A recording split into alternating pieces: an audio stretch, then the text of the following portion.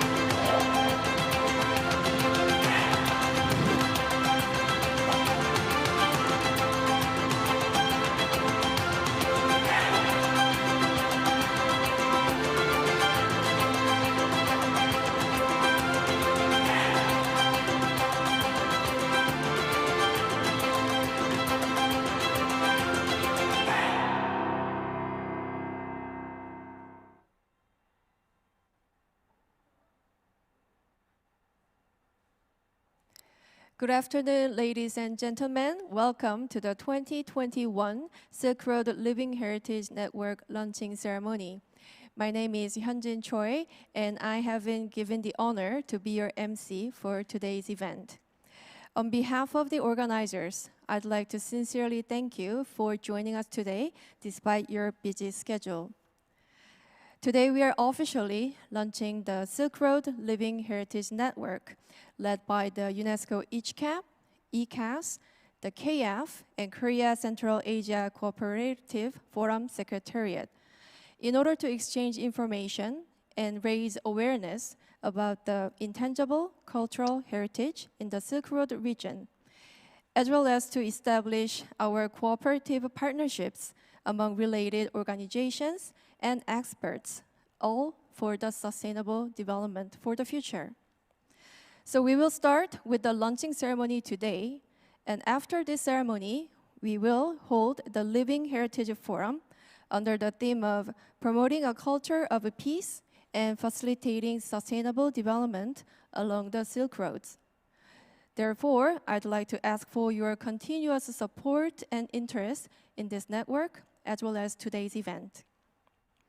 So now, please let me introduce the distinguished guests who are here with us in this venue. First of all, we have His Excellency Ambassador Ramzi Teymurov of the Azerbaijan Embassy in Korea. Thank you.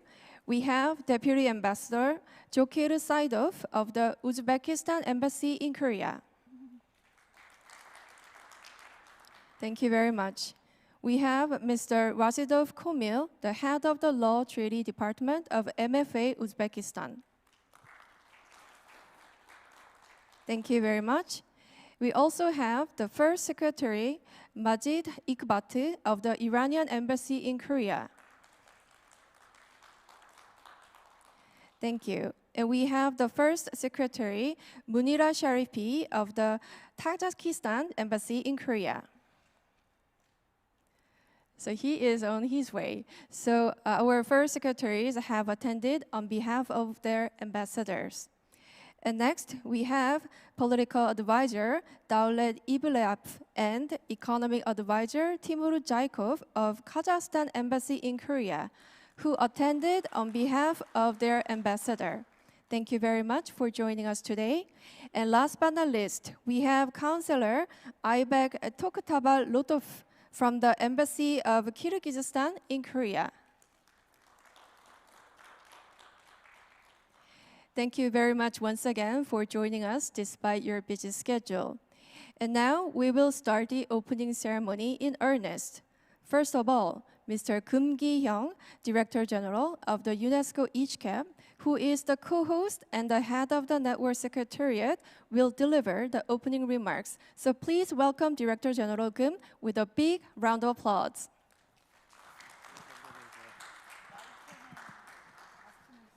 네.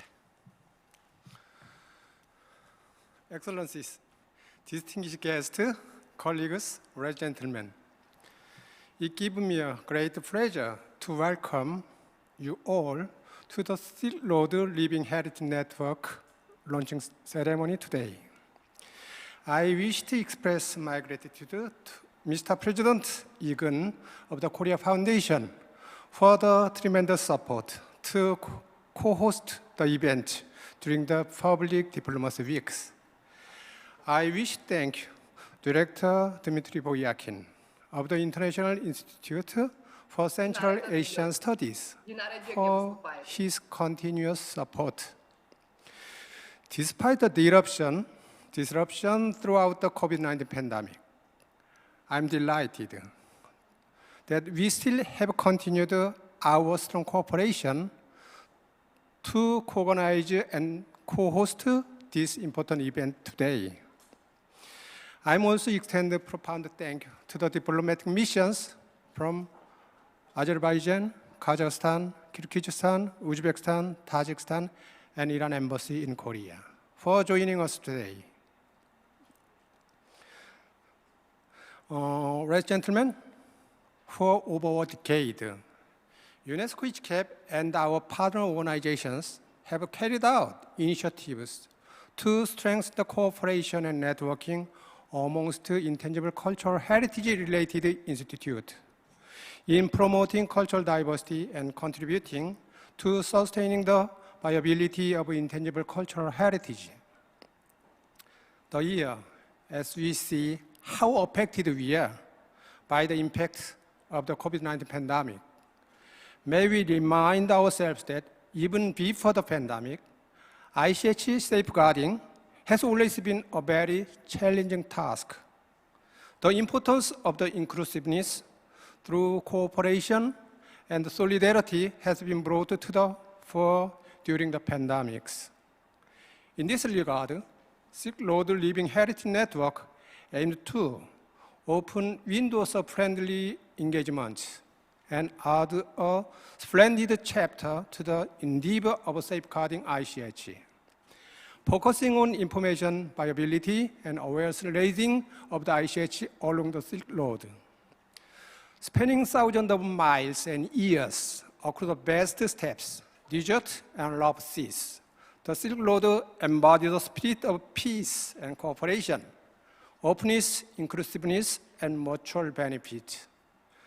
Generation after generation, the Silk Road enabled people of various regions, race, and civilization to interact with and embrace each other with an open mind.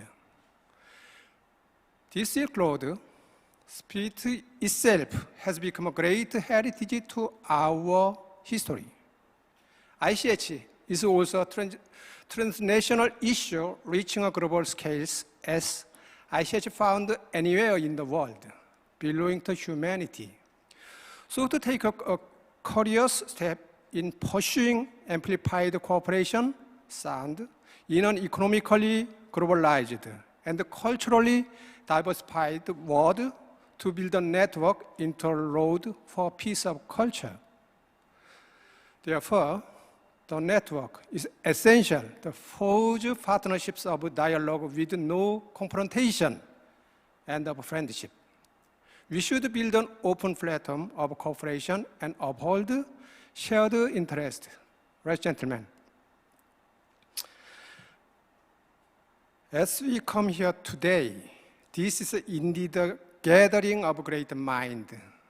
By engaging in complex exchange of views, I hope to contribute to pursuing the cooperation along the Silk Road in ICH safeguarding.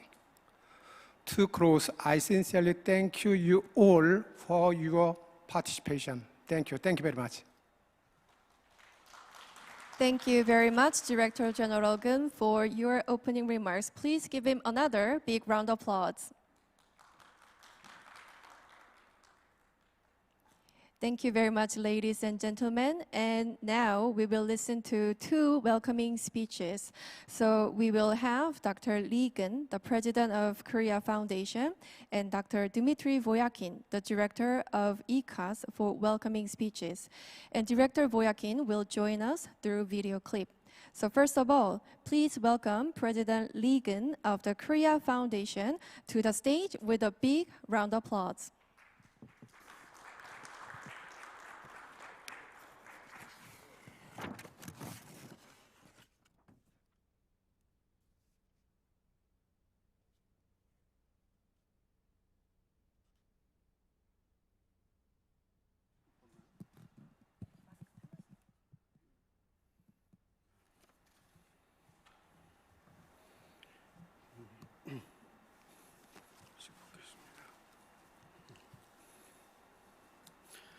Mr. Kim Ki-hyung, Director General of Unesco ICHCAP, Mr. Dmitry Voyakin, Director of the International Institute for Central Asian Studies, Your Excellencies, Mr. Ramzi Temurov, Ambassador of the Republic of Azerbaijan, distinguished guests, ladies and gentlemen, as President of the Korea Foundation, I'm honored to co-host this meaningful ceremony. in partnership with the UNESCO International Information and Networking Center for Intangible Cultural Heritage and the International Institute for Central Asian Studies. Please allow me to extend a warm welcome to you all today at the Silk Road's Living Heritage Network launching ceremony on the occasion of the 4th Public Diplomacy Week. The Silk Roads have a special place in our shared history. It is difficult to imagine the world today without this crucial connection between East and West. The trade that occurred along this route was worth more than just an exchange of goods. Interactions resulted in the mixing of cultures, religions, and living heritage between different nations across a large part of the world. These trade routes passed through Central Asia, including the 5 countries that are members of the Korea-Central Asia Cooperation Forum, and extended to Azerbaijan, Mongolia, and Turkey. This region of the world has its own significance in the spheres of geography, history, politics and diplomacy, culture, and more. In this regard, I would like to highlight the importance of today's gathering and discussion. The network we establish here will no doubt prosper in the future, growing with the participation of other nations. As a public diplomacy organization, diversity is among the key values that the Korea Foundation promotes. This is precisely what the Silk Road Living Heritage Network is working to protect through today's discussion. From social diversity to the array of unique cultures and ideas that flowed along the Silk Road, human civilization has been strengthened and enriched by our differences and our willingness to give and take. In this regard, preserving the living heritage of the global community is a valuable endeavor. Intangible cultural heritage needs our protection precisely because it is a vulnerable legacy. We cannot always see it and are unable to safeguard it in museums. This is why this network is so crucial. Our intangible heritage can vanish without our noticing it. To prevent this from happening, we must remain aware of these assets and keep them alive. Distinguished guests, colleagues, and friends, it is regrettable that due to the pandemic, we are only able to today to hold this event virtually. Nonetheless, I hope that the next time we come together, we'll have in-person meetings. I believe that today's occasion will be a cornerstone event for the promotion of cultural diversity and the preservation of our world's intangible cultural heritage. May today's talk and constructive discussion bring a great contribution to these goals at this very major turning point in our interconnected world. On behalf of the Korea Foundation, I would like to express once again my warmest gratitude to the International Information and Networking Center for Intangible Cultural Heritage and the International Institute for Central Asian Studies for co-organizing today's event, and to all our invited experts and guests for coming together here and now. Thank you very much. Thank you very much, President Lee. And we just heard a welcoming speech from President Lee, who is making a lot of efforts for the field of public diplomacy. So that is a topic that we are celebrating this week. So thank you very much. And this time, let us meet Director Dmitry Voyakin from ICHCAS through video. Distinguished participants of the Living Heritage Forum, esteemed representatives of the Coordinating Bureau, Excellencies, ladies and gentlemen, I am truly happy and honored to deliver a welcoming address for the opening ceremony of the Living Heritage Forum. Intangible cultural heritage represents values, expertise, skills, knowledge, understanding, and information sustained over time through memory and transmitted orally or through practice within a community and its neighbors, and from one generation to the next. Safeguarding intangible cultural heritage requires the transferring of knowledge, skills, and meaning. It means talking, sharing, and actively focusing on protecting the processes involved in making sure that intangible cultural heritage remains an active part of life for today's generation that they can hand over to tomorrow's. Like the land we live on and the life that it supports, we protect what we value. Through intangible cultural heritage exists everywhere, we can all agree that Silk Road is particularly rich in these regards and holds a special place for all humanity. In this respect, allow me to pay tribute to the leadership of the International Information and Networking Center for Intangible Cultural Heritage in Asia-Pacific region under the auspices of UNESCO, ICHCAP, for the tremendous efforts it has made to initiate and to support regional collaboration on Silk Road's Living Heritage Network. Our institute established close collaboration links with ICHCAP since 2010. During the last 2 years, experts from 9 Silk Road countries have been working hand in hand with ICHCAP and our research institute in service studies on intangible cultural heritage festivals and handicrafts workshop. And the results is what you see, official launching of network. Silk Road countries are strong partners of 2003 UNESCO Convention for the Safeguarding of the Intangible Cultural Heritage. It is with this kind of strong involvement and participation of states, non-governmental organizations, experts, and of course, bearer communities that we can hope to make the network activities sustainable. Ladies and gentlemen, culture has now been integrated in the international development policy framework with adoption by the UN General Assembly of the 2030 Agenda for Sustainable Development. The achievement of this milestone is largely thanks to UNESCO advocacy efforts, and we should all be proud of this accomplishment. The network you are about to inaugurate today is part of a global effort to safeguard the diversity of human cultural expressions for the generations to come.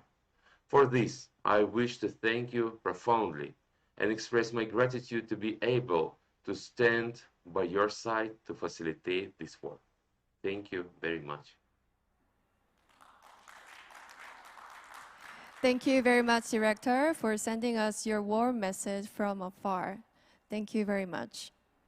And in order to celebrate today's official launching, many experts and leaders from across the world have sent their video messages, including Administrator Kim Hyun-mo of the Cultural Heritage Administration of Korea. So this time, let us meet them through video together. 안녕하십니까. 문화재청장 김현모입니다. 실크로드 리빙 헤리티지 네트워크 출범을 진심으로 축하합니다. 무형유산 보호협약의 서문에 나와 있듯이 무형유산은 문화적 다양성의 원천입니다. 실크로드 리빙 헤리티지 네트워크의 출범 목적도 여기에 있다고 생각합니다.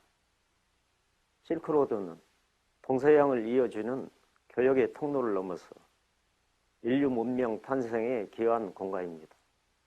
비록 지금은 코로나19로 거리상 떨어져 있지만 실크로드를 왕래하던 옛 인류처럼 소통과 교류를 통해 위기를 극복하고 있습니다.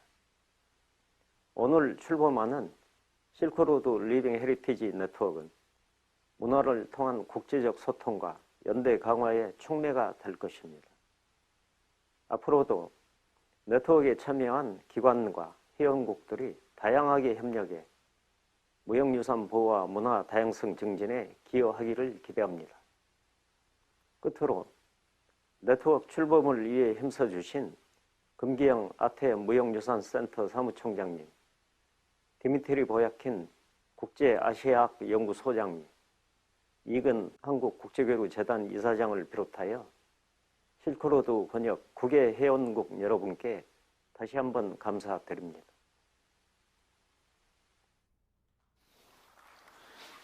Уважаемые коллеги, от имени Международного центра сближения культур под эгидой ЮНЕСКО в Алма-Ате позвольте поприветствовать участников стратегической онлайн-встречи, посвященной созданию сети живого культурного наследия «Шелкового пути», инициаторами которой выступили Центр ICHCAP и Институт Мицаи. Великий Шелковый путь был уникальным пространством сосуществования, диалога и сближения самых разных культур и религий, как кочевых, так и оседлых, являясь аллегорией, историческим воплощением сближения культур. Благодаря Шелковому пути сформировалась значительная часть культурного ландшафта и наследия, с которым народы, населявшие эту землю, вышли в новое время. Поэтому изучение Великого Шелкового пути с помощью новых инструментов представляется нам важным делом и содействие укоренению мышления людей принципов, лежащих в основе мандата ЮНЕСКО и являющимся краеугольным камнем мирного, равноправного сосуществования различных человеческих общностей вне зависимости от расовой, этнической или религиозной принадлежности. Рад, что это мероприятие проходит в рамках Международного десятилетия сближения культур 2013-2023 год. И надеюсь, что работа данной сети будет способствовать сохранению и приумножению наследия Великого Шелкового пути. Спасибо за внимание. 안녕하십니까. 유네스코 한국위원회 사무총장 한경구입니다. 오늘 유네스코 아태 무형유산센터와 한국국제교류재단, 한-중앙아시아협력포럼사무국, 국제중앙아시아학연구소가 공동으로 실크로드 리빙 헤리터지 네트워크를 출범하게 된 것을 진심으로 축하드립니다. 실크로드는 예로부터 동서양 교역을 통해 문화 간 교류가 이루어지는 길이었습니다. 이 길을 통해 동양의 제지 기술이 서역으로 넘어가 지식 보급에 기여했고 불교 경전이 전해져 불교가 널리 전래되기도 했습니다. 이렇듯 실크로드는 장대한 문명 교류의 공간이었습니다. 그런 의미에서 실크로드 지역의 살아있는 유산을 보호하기 위한 네트워크를 구축하고 정보를 교류하며 협력하는 일은 매우 중요한 일입니다. 특히 이번 2021 리빙 헤리터지 포럼의 주제인 실크로드 지역 평화의 문화와 지속가능 발전을 위한 무형유산 협력과 같이 실크로드의 무형유산 네트워크가 이 시대의 당면 과제들을 해결하기 위해 함께 머리를 맞대는 것은 무척 고무적입니다. 앞으로 실크로드 리빙 헤리터지 네트워크가 실크로드 지역의 무형유산을 보호하고 관련된 문화 간 교류와 이해, 문화 다양성을 증진하며 지속가능 발전을 달성하는 데 크게 기여하기를 기대합니다. 감사합니다. 안녕하십니까.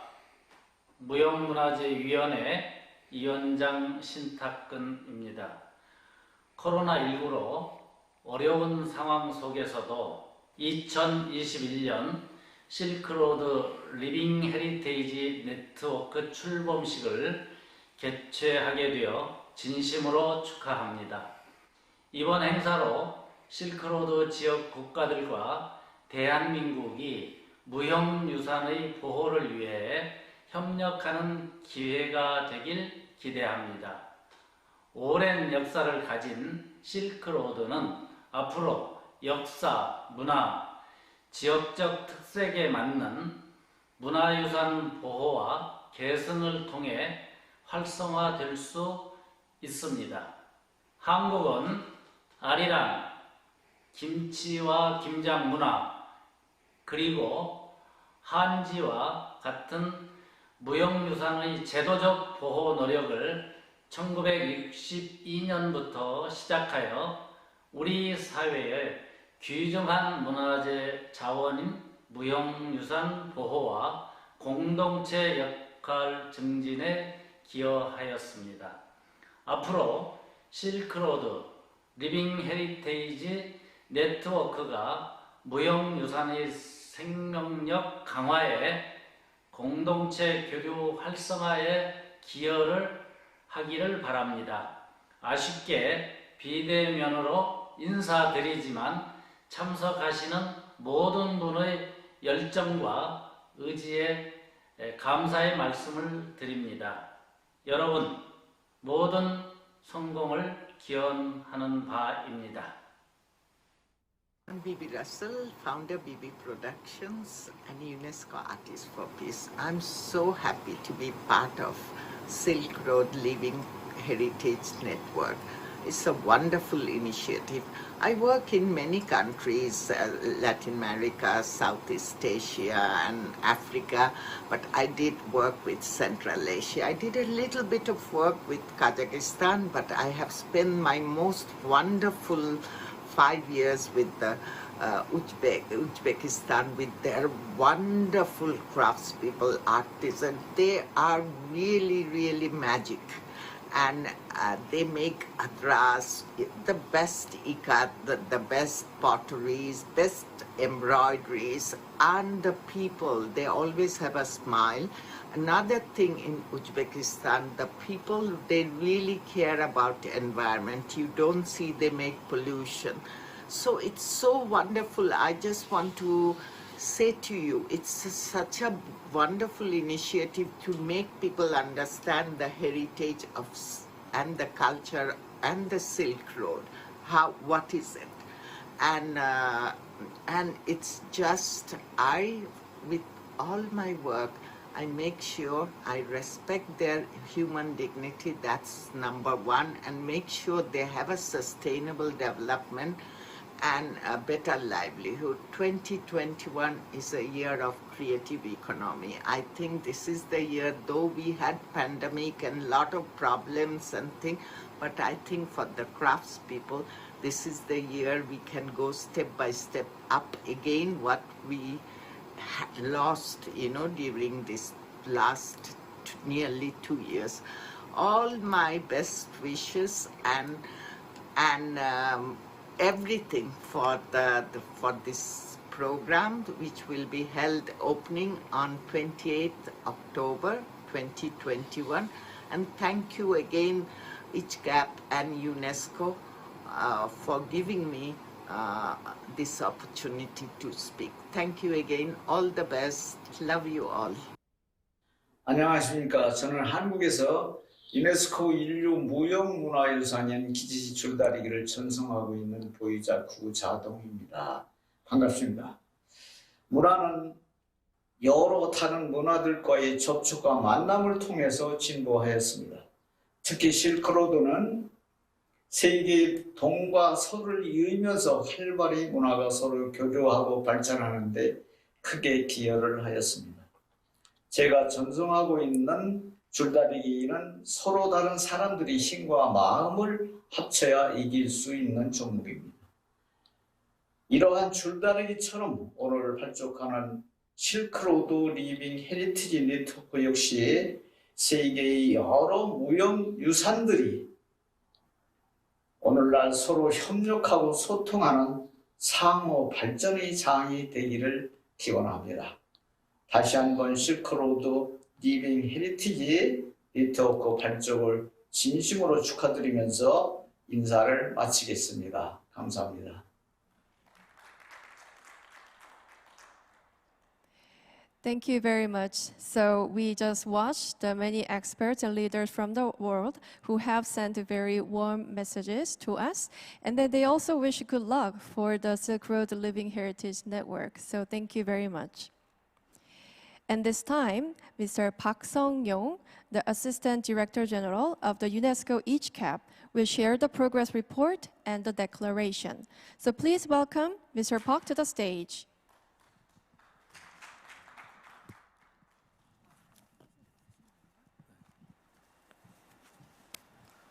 Good afternoon. To begin with, I would like to present our progress report. The following is based on experiences and achievements obtained from the collaborative work of UNESCO ICHCAP in the living heritage field in Central Asia for the last decade. In 2019, a memorandum of understanding to revitalize Silk Road's living heritage was signed between UNESCO ICHCAP and Uzbekistan government to start the process of developing the network. In 2020,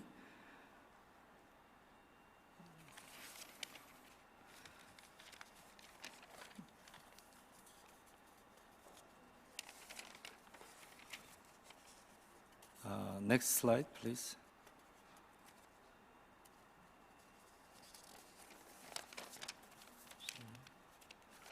In 2020, UNESCO ICHCAP and IICAS conducted a survey project related to establishing intangible heritage festivals and networks targeting 9 key countries in the Silk Road region, namely Azerbaijan, Iran, Kazakhstan, Kyrgyzstan, Korea, Mongolia, Tajikistan, Turkey, and Uzbekistan. In the following year, a survey has been continued to expand the scope of networking to the handicraft workshops in the Silk Road region. In November 2020, UNESCO ICHCAP, IICAS, and KF Korea Central Asia Cooperation Forum Secretariat organized a Silk Road webinar and strategic meeting to discuss the establishing a network in the Silk Road region. And the meeting, in this meeting, unanimously recommended to establish the network during the time of 2021. From March to September 2021, a preparatory committee composed of international experts convened 5 times to determine preparation tasks related to establishment and operation of the network. In early October 2021, UNESCO National Commissions of the 9 founding countries recommended members of the Coordinating Bureau of the network. In accordance with the Coordinating Bureau's consensus, a network will be launched with the membership of ICH festival institutions along the Silk Roads. Here is the declaration of the network. On behalf of all the network members and partner institutes in the Silk Road region, UNESCO ICHCAP declares the official inauguration of the Silk Road's Living Heritage Network as of 28th October 2021. Through network activities for the Silk Road area, we'll work together to spread cultural peace through a living heritage network, achieve sustainable development goals through living heritage exchange and cooperation, respect the spirit of 2003 Convention, and strengthen the role of the living heritage community, reinforce open cooperation and information sharing in networking operation, facilitate creative and cultural development through visible and substantial living heritage cooperation. Thank you.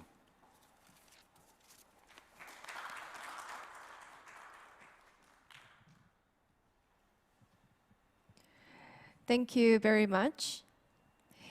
And this time, we will proceed with the unveiling ceremony, which will be the highlight of today.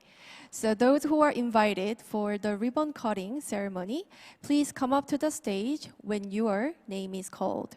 So I will call our VIPs one by one.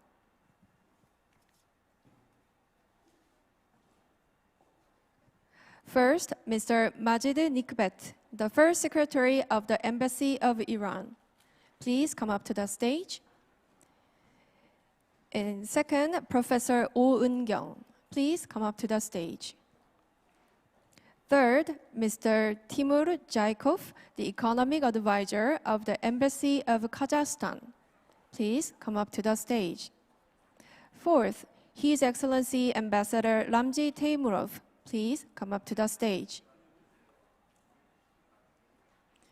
Fifth, Dr. Lee Gun, the President of the Korea Foundation. Please come up to the stage. And sixth, Mr. Kim Gi-young, Director General of the Unesco ICHCAP. Please come up to the stage. And seventh, Mr. Zakir Saidov, the Deputy Chief of Embassy of Uzbekistan. Please come up to the stage. And eighth, Mr. Aybek Tokhoto Bololov, the Counselor of the Embassy of Kyrgyzstan. Please come up to the stage. And ninth, Mr. Park Sung-yong, the Assistant Director General of the UNESCO ICHCAP. Please come up to the stage. And last but not least, Ms. Munira Sharifi, the First Secretary of the Embassy of Tajikistan. Please come up to the stage.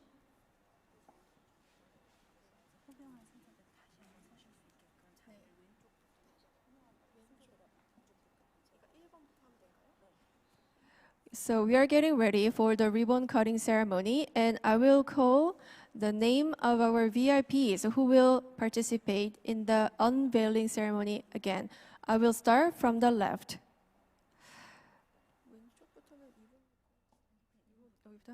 I will call again the VIPs. Mr. Majid Nikbet, the First Secretary of the Embassy of Iran. Professor Oh Eun-kyung from Korea. Mr. Timur Jaikov, the Economic Advisor of the Embassy of Kazakhstan. His Excellency Ambassador Ramzi Teymurov. Dr. Lee Gun, President of the Korea Foundation. Mr. Kim Gi-young, Director General of the UNESCO ICHCAP. Mr. Zakir Saidov, Deputy Chief of Embassy of Uzbekistan. Mr. Aybek Tokhoto Bololov, the Counselor of the Embassy of Kyrgyzstan. Mr. Park Sung-yong, the Assistant Director General of the UNESCO ICHCAP.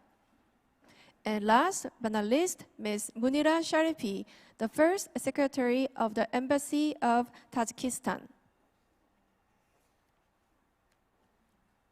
Thank you very much for your cooperation. And now we are ready for the official launching of Silk Road Living Heritage Network. So please cut the ribbon on the count of 3 together.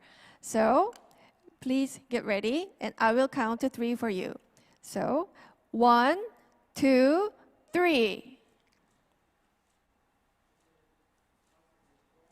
One more time. 1, 2, 3. Thank you and congratulations. Thank you very much. Thank you very much, distinguished guests. And we will now take a commemorative photo. So we will get ready for the photo.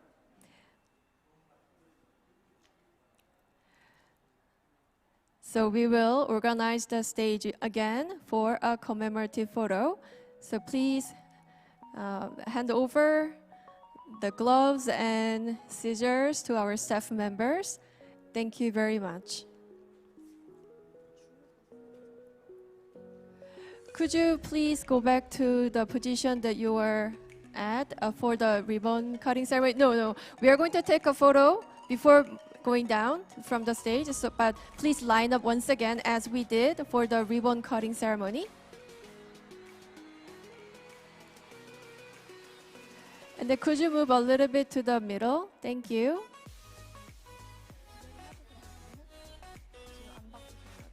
Okay, so we will now take a commemorative photo. So please face the cameras in front of you. So 1, 2, 3. 1, 2, 3.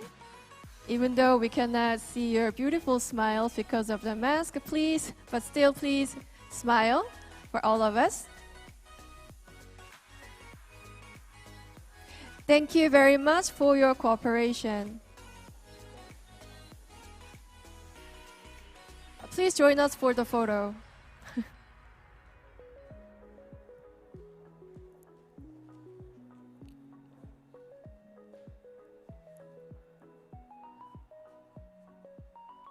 Thank you for joining us, and let us take a photo once again. So 1, 2, 3. So please look at the camera that is in the middle.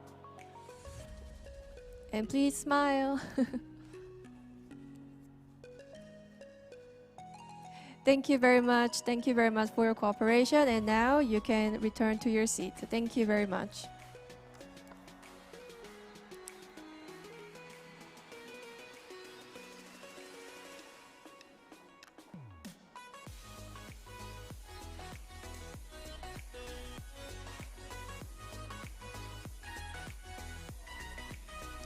Thank you very much, ladies and gentlemen. This concludes the official launching ceremony of Silk Road's Living Heritage Network. And in a while, the Living Heritage Forum will be held from 2:30 p.m. to 5 p.m. in Korea time. So we will see you in a few minutes. Thank you very much.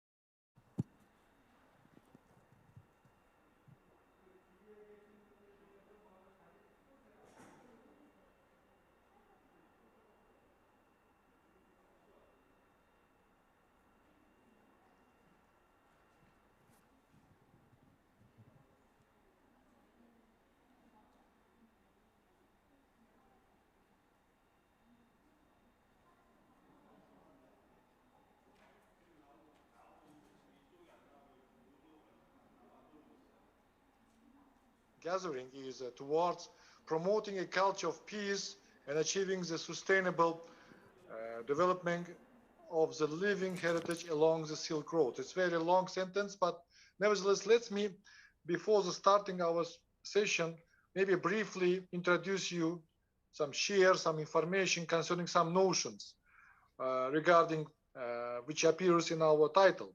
It is a culture of peace, sustainable development, and Silk Roads, with regard of cooperation with Unesco in particular. So let's next slide, please. So the culture of peace idea, actually, next slide, being appeared actually in the public space. Next slide, please. In 1986 in Peru, one learning material being prepared by, I think, Mr. McGregor. He was prepared this training manual for the schools on it's called Culture of Peace, for peaceful coexistence of different cultures and cultural diversity, respect of different cultures. Next slide, please. And then later on, UNESCO, inspired by this learning kits, learning tool, created the program Culture of Peace as an integrated approach for peace building as contribution of organization to UN actions in the peace efforts.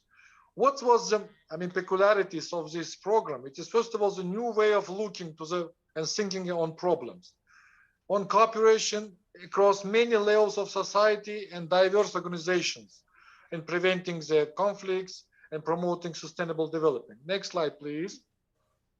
So, and one of the documents which UNESCO adopted in 1998, actually I was one of the members of steering committee at that time, because I was one of the organizers of the solemn meeting of the 155th session of Executive Board in Tashkent, in the capital of Uzbekistan.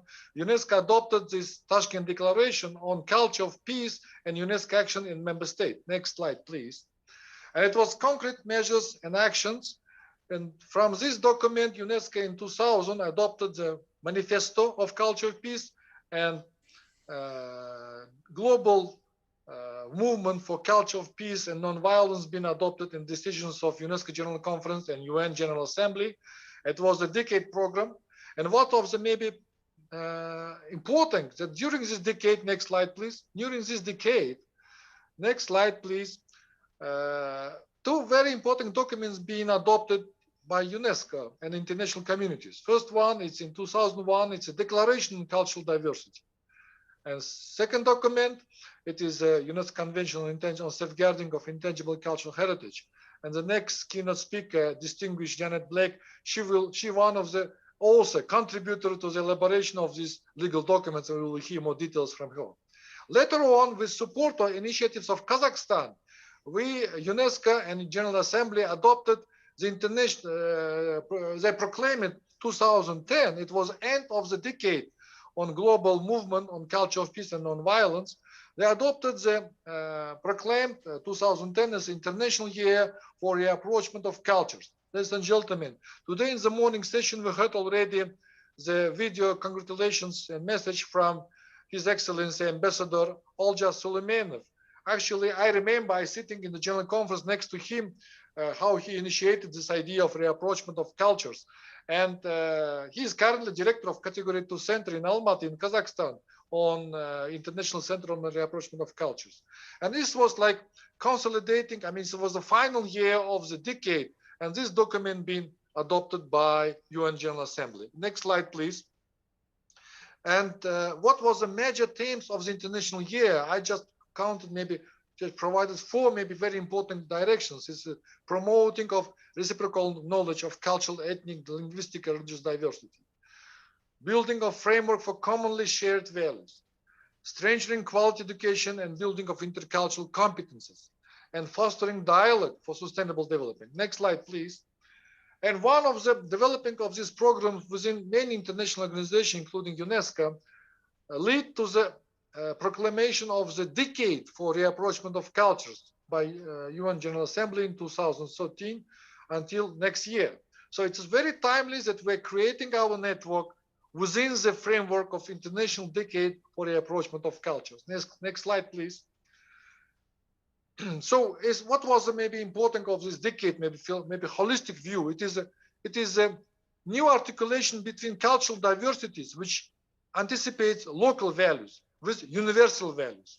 And the second, maybe very, very important, maybe trend tendency, it is implies of issue of the inclusive society, the human dignity, about the very important, like we are saying, global citizenship education, like it's absolutely different approach for the development of human societies. So next slide, please. So, in 2015, during this decade, in 2015, UN General Assembly, with support of member states, with initiatives which come from member states, adopted the 17 Sustainable Development Goals. Next slide, please. I think most of you know about these goals. So next slide, please. So this has been adopted by member states, and it is recognized. There are many, how can I say, different issues being reflected in the development goals. And it's one of them is the climate change, and others sanitary hygiene, poverty reduction, and quality education. So it is really very complex set of documents for all member states for developed and developing. So it is like the common background, common sense for everybody, for all countries, member states in the world. Next slide, please. So, and most important is that among other dimensions, the cultural dimensions been reiterated in the heart of the development policies. And it is, for us, it's very important that our network actually, it's our, how can I say, in some way, it's a contribution. It's a cultural dimension. It's a contribution to these sustainable development goals. Next slide, please. So, Silk Road program. The Silk Road program being initiated by UNESCO General Conference in 1987 at the 24th session of General Conference.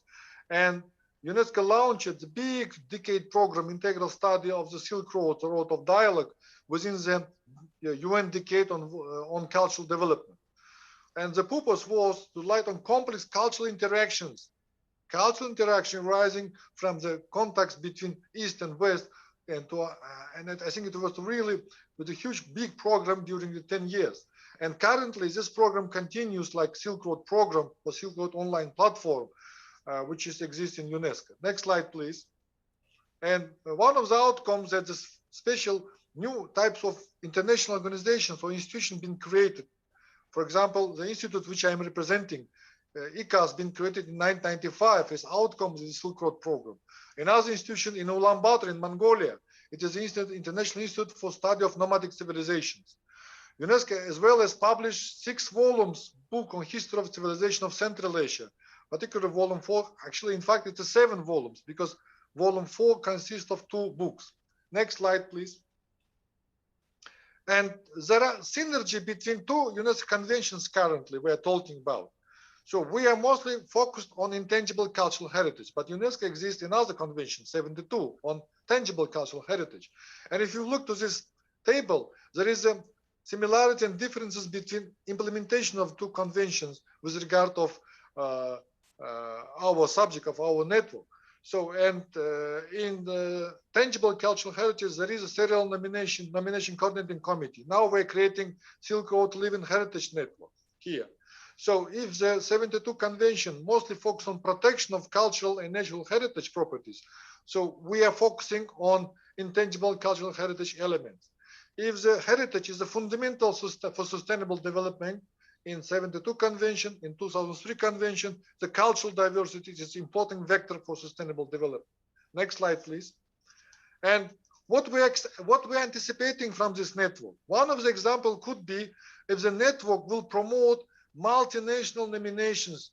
Currently, I'm showing you this document, which will be examined into next year, actually, by ICH Intergovernmental Committee. So you can see this set of documents which already been submitted by nomination files submitted by member states.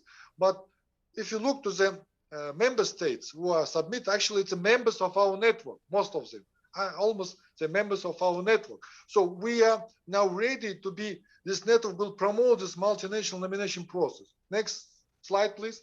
And my last slide will be focused on that, on the point that even open-ended intergovernmental working group in UNESCO headquarters, which has been held in July this year, recommended that we have to simplify the procedure for extension of multinational nomination, bearing in mind the importance of consent of communities, groups, where applicable, individuals. So I think one of the maybe contribution of network could be in safeguarding of the ICH for sustainable development, and the culture of peace idea will comes from the idea of multinational nominations. So ladies and gentlemen, it's just my brief introduction to the session. Now, with great honor and pleasure, I would like to give the floor to the next keynote speakers. And I understood the next, by program, the next keynote speaker could be, we see another thing, our distinguished representative from the Islamic Republic of Iran, Professor Janet Blake, or Professor Hisuli. Mr. Hisuli, are you here?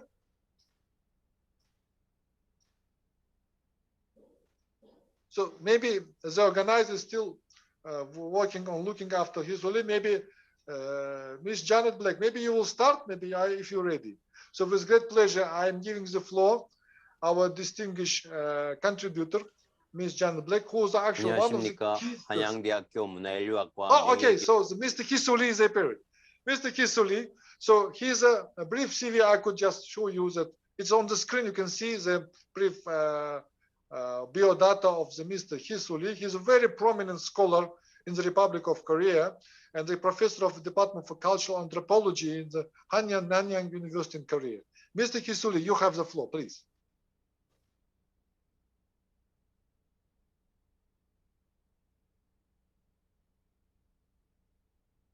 안녕하십니까. 한양대학교 문화인류학과 명예교수 이희수입니다. 오늘 실크로드 리빙 헤리티지 네트워크 출범식과 2021 리빙 헤리티지 포럼에서 기조발전을 맡게 되어서 큰 영광입니다. Toward promoting a culture of peace and achieving the sustainable development of the living heritage along the Silk Road라는 주제의 포럼은 너무나 중요하고 시의적절하다고 생각합니다. 아프가니스탄을 비롯해서 지금 여러 곳에서 종교와 이념의 차이로 인류 공동의 소중한 문화유산들이 파괴당하고 AI와 플랫폼 문화가 확산되는 오늘날 무형문화유산의 보존과 개성에서 새로운 차원의 접근이 절실히 요구되는 시점이기 때문입니다.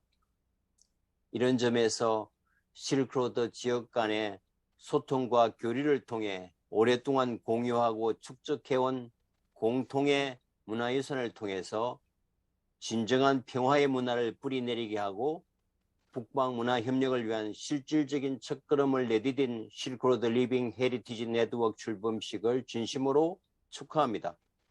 그리고 그동안 결실을 위해서 노고와 열정을 쏟아오신 ICHCAP과 IICAS, CAF 관계자들에게도 깊은 감사를 드립니다.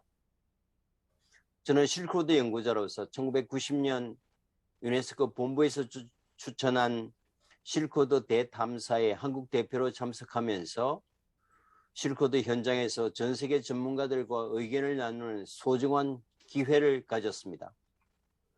실크로드에 산재한 소중한 문화유산들을 어떻게 발굴, 보존, 연구, 전승할 것인가를 고민하는 자리였습니다. 그 당시에도 기록 중심의 역사와 고고학, 또 농경 정주사회 관점의 문화인식, 유형문화 중심의 연구와 보존 문제를 넘어서서 실크로드를 관통하는 오아시스 도시문화와 유목전통, 그들이 일으켰던 이 무형문화유산의 발굴과 전승의 중요성에 대한 논의가 30여 년 전 제게는 퍽 인상적이었습니다. 인류의 폭넓은 삶에 깊은 영향을 끼치고 있는 민요, 신화, 전승, 의례, 또 축제, 놀이, 민간신앙, 구비문학 같은 소중한 유산의 발굴과 비교 연구의 중요성을 깨닫는 계기가 되었습니다. 그리고 이런 작업은 실크로드 지역 민족들 간의 진정한 소통과 협력의 틀 속에서 가능한 일이었습니다. 그렇지만 실상은 이 협업은 양자간이거나 지역적 수준에 머무는 경우가 많았습니다. 이제 그간의 노력들을 총체적으로 결집해서 단단한 국제 네트워크를 구축하고 관련 연구자들을 총망라해서 체계적이고 지속 가능한 무형문화유산의 발굴과 보존, 비교 연구와 전성, 나아가 세대를 이어가는 프로그램을 접하게 되어 누구보다 기쁘고 절대적인 성원을 보내고 싶습니다. 이제는 기록의 역사 못지않게 기억의 역사가 강조되어야 한다고 생각합니다. 기술, 장인 정신, 열정이 구체적으로 표현된 가시적인 유형문화유산의 가치는 우리가 잘 알고 있습니다. 그리고 표현된 예술적 영감과 미학적 구도, 양식, 기법, 교류 등은 실크로드 미술사 분야에서 최근 괄목할 만한 연구 성과를 이루어내고 있습니다. 그렇지만 상대적으로 인류의 가슴과 생각, 정신과 영혼, 전통과 관행 속에 깊숙이 품어져 있는 무형문화유산은 상대적으로 접촉하기가 어려웠던 게 사실입니다. 그 결과 면면이 흐르고 있는 서로의 공통분모나 영향을 주고받았던 교류의 흔적들은 아직은 제대로 밝혀지지 않은 상태인 것 같습니다. 한국의 예만 보더라도 신라시대의 실크로드 음악과 기회를 소개한 최천의 향약 자병 오수에는 다양한 호탄 지방의 탈춤인 월전, 또 여러 개의 공을 동시에 공중에 던지는 기회인 검환, 또 중앙아시아 구차 지방의 사자춤인 사녀 등이 한국에 소개돼서 한국 문화의 일부로 이미 단단하게 자리를 잡고 있습니다. 최근에는 지난 10여 년간 한국과 이란 공동연구팀들이 쿠시나메라는 고대 페르시아 서사시를 발굴해서 이를 번역, 해독, 문화 콘텐츠화하는 작업을 하고 있습니다. 쿠시나메라는 서사시에는 놀랍게도 사산조 페르시아가 멸망하고 페르시아 왕자 일행의 실코드를 따라서 동쪽으로 디아스포라를 감행해서 중국 동쪽을 거쳐 한반도의 신라에 망명하는 사실을 전하고 있습니다. 페르시아 왕자는 신라 사회에 크게 기여하고 신라 공주와 결혼해서 안착해 살고 있다가 고토 회복을 위해서 바다 실코드를 따라서 페르시아로 돌아가는 흥미로운 스토리를 전하고 있습니다. 실크로드의 동쪽, 서쪽 끝인 이란과 한국 사이에 이미 1500년 전 일어났던 이 감동적 러브 스토리는 그 자체로 수많은 작품의 소재가 되고 있습니다. 이미 무용이나 애니메이션, 소설, 동화, 무용극으로 제작되었고 발레, 오페라, 다큐멘터리, 드라마 영역으로 확대해 나가고 있는 과정에 있습니다. 또 다른 흥미로운 얘기는 한국의 전래동화 바보온달에 대한 얘기입니다. 여기에 대한 새로운 접근이 이루어지고 있습니다. 온달이 우즈베키스탄 사마르칸드에 소재했던 고대 소고디아나 왕국의 왕실 과족과 관련이 있다는 연구가 바로 그것입니다. 연구가 좀 더 진척되면 이런 전래동화를 실크로드 공통문화유산으로 다듬어가는 작업도 필요해 보입니다. 그리고 몽골과 중앙아시아의 매사냥과 매사육 문화는 이미 한국의 고려말 조선초 한반도에서 널리 퍼져 있었다는 기록도 보입니다. 조선왕의 명령으로 응방, 즉 매관청을 설치하고 전국에 좋은 매를 사육하고 훈련시키는 전통이 있었음을 자료를 통해서 확인할 수 있습니다. 현재 진행 중인 또 다른 연구는 한국의 전래동화인 흥부전이 우즈베키스탄의 황금수박과 그 연원과 구성을 함께한다는 점입니다. 한국의 한 저명한 경제학자는 흥부전의 핵심 메시지인 착한 사람이 부자가 될 수 있다는 가르침을 모델로 해서 한계에 도달한 천박한 물량적 자본주의에 대신하는 새로운 경제학 이론을 정립하는 연구를 하고 계십니다. 전래동화라는 실크로드 무형문화 유산에 착안해서 소셜 리스폰시빌리티, SR 자본주의라는 미래의 새로운 경제 모델을 만들고 있다니 참으로 놀라운 일이 아닐 수 없습니다. 그것은 소통과 융합, 나와 다른 생각, 다른 가치를 존중하는 문화 용광로를 통해 항상 글로벌 아이디어와 새로운 삶의 방식을 배태했던 실크로드 정신의 21세기적 재해석과 발현이라는 점에서 기대하는 바가 매우 큽니다. 바로 실크로드 무형 문화유산 네트워크가 필요한 이유이죠. 실크로드라는 문명의 용광로를 공유하면서 2000년 이상 서로에게 직간접적인 영향을 주고 공동의 유산으로 계승 발전시켜온 무형문화유산의 가치와 본질들을 보다 체계적이고 지속 가능한 시스템과 네트워크를 통해 발전시키고 다음 세대에게 전승해 가겠다는 목표를 적극적으로 지지하고 성원합니다. 세상은 갈수록 좁아지고 수많은 선들이 모여서 하나의 단단한 소통의 채널로 일원화되어 가고 있습니다. 동시성과 공유성이 인류 역사상 어느 시기보다 확장되고 일상화된 시대를 맞았습니다.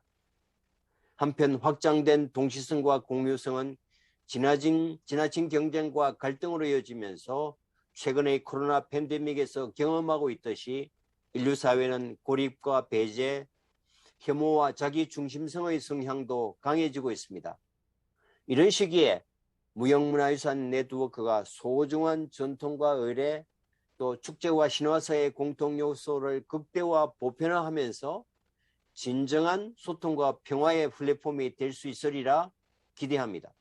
그것은 1990년 유네스코가 실크로드를 로드 오브 다이얼로그 개념에서 출발했지만 한 세대가 흐른 오늘 리빙 헤리티지 네트워크 구축을 통해서 컬처 오브 피스 산실로서 실크로드를 새롭게 열어가는 의미 있는 또 다른 출발일 것입니다. 나아가서 리빙 헤리티지 네트워크가 일반 주민들의 일상적 삶 속에 진하게 녹아있는 무형문화유산의 진정한 가치와 의미를 다음 세대들에게 더욱 발전적으로 전승할 수 있는 플랫폼이 되기를 진심으로 고대합니다. 감사합니다.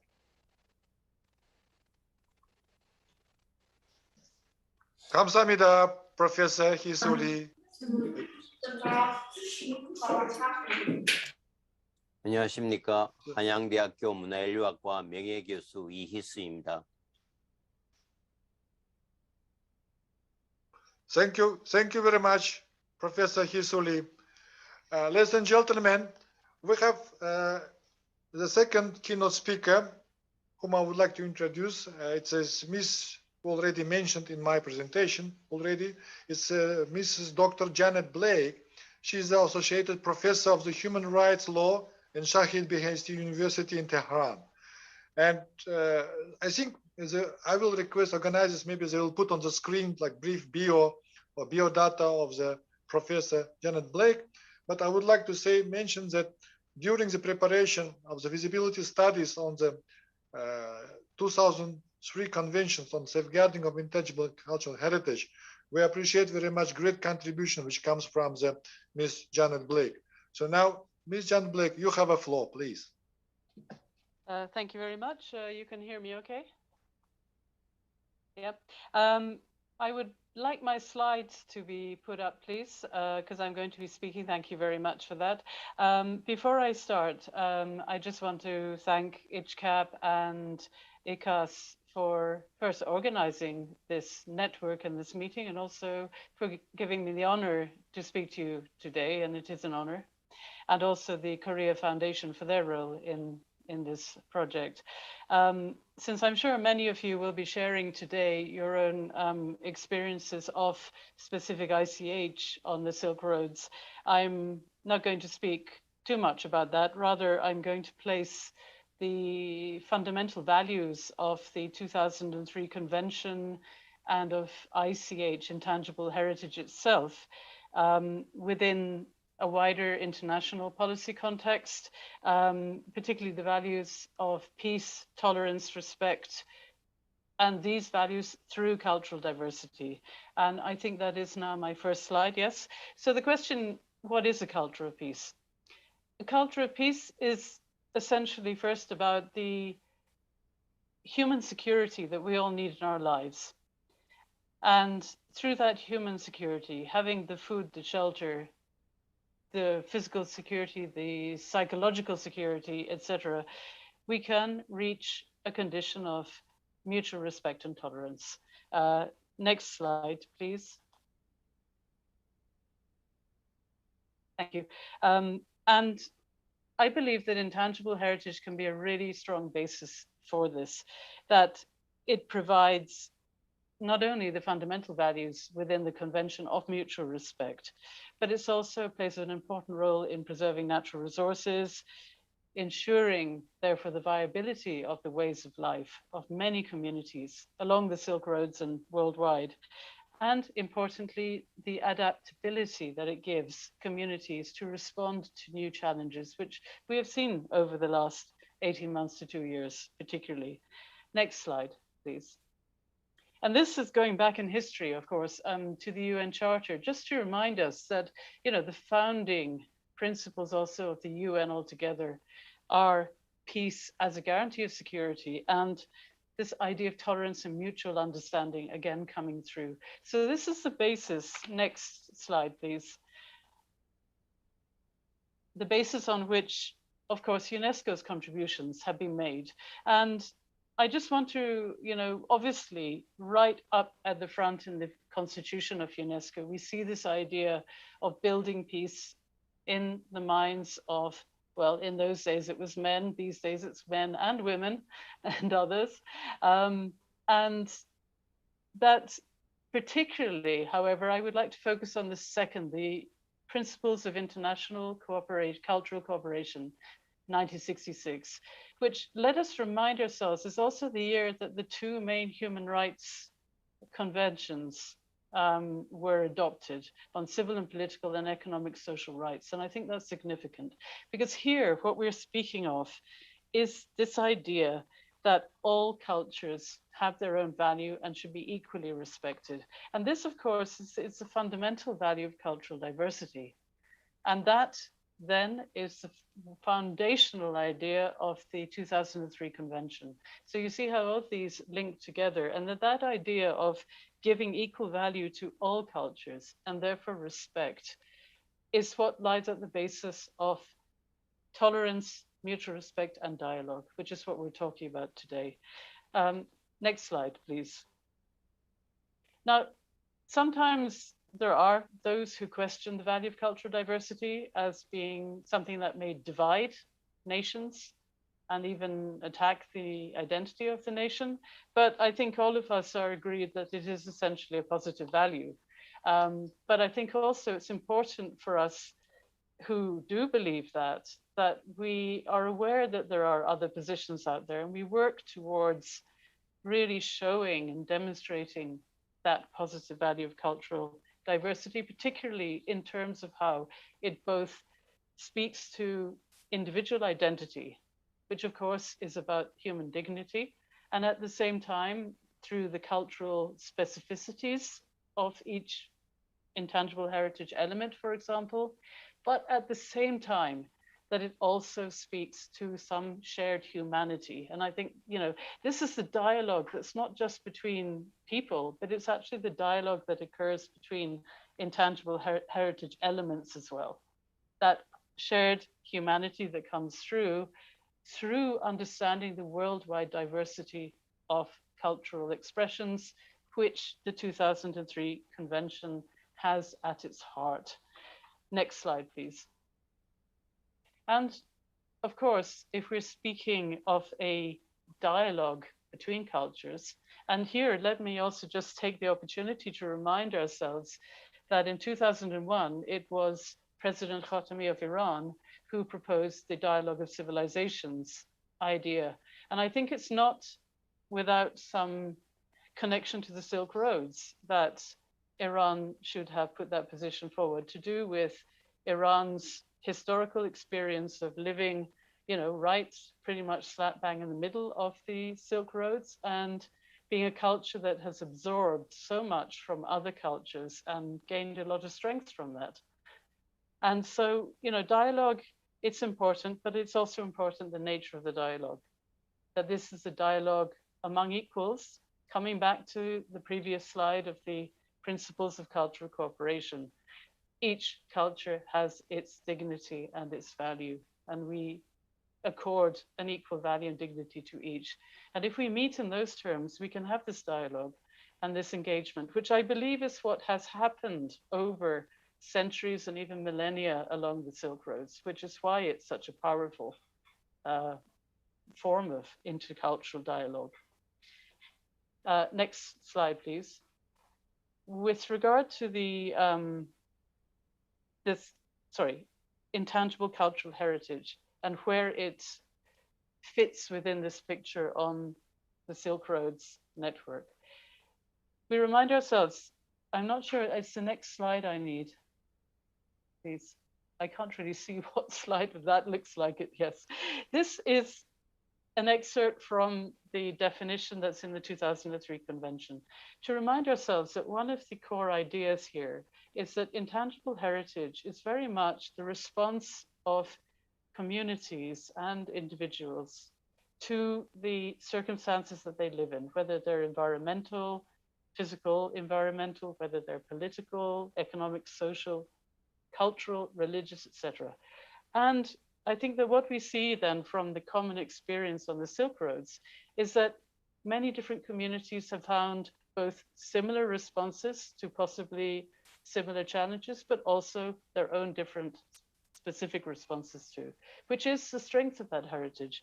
And therefore there has been constantly the sharing of experience where there's that recognition we have the same challenges and we have our own ways of dealing with them, and we can learn from each other on that.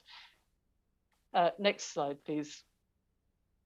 And this is exactly what you've already seen, so I won't go through it, but just to remind ourselves that, you know, obviously the positive in this is that it brings both at the state level, the nations together, and at the same time, and this is important to remember, it also brings communities together, and it recognizes their shared heritage across international borders.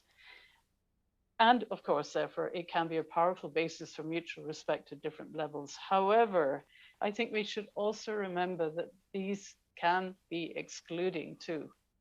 And again, this warning, I think that we should always bear in mind the importance of being as inclusive as possible with regard to this intercultural dialogue. I take as an example that many years ago now, I first encountered who was for me then Hoxha Nasreddin in Turkey, and I've seen his statue in the city of Konya. And much later than that, I have encountered Mullah Nasreddin in Iran. And I can promise you he's a big thing here. But I notice at the moment, yet Iran is not a member of that particular nomination.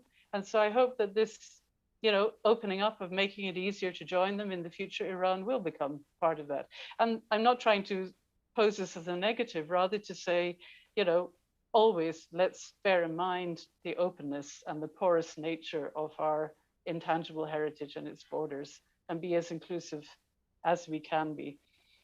So a culture's strength lies in its ability to engage with and to absorb other cultures. You know, the stronger a base culture is, the stronger it is in doing that. And I think the cultures along the Silk Roads have really proven that over, as I say, centuries.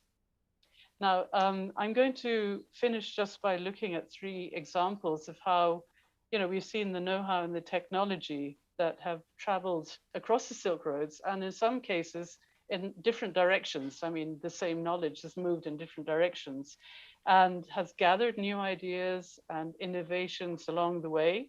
And that, you know, we really do need to understand the spirit of intellectual cross-fertilization that has occurred and continues to occur. And I think that's also important, you know, not to see it as a static historical fact, but rather as a contemporary reality, in the same way that what was called intangible cultural heritage in the 2003 convention is now increasingly becoming known as living heritage.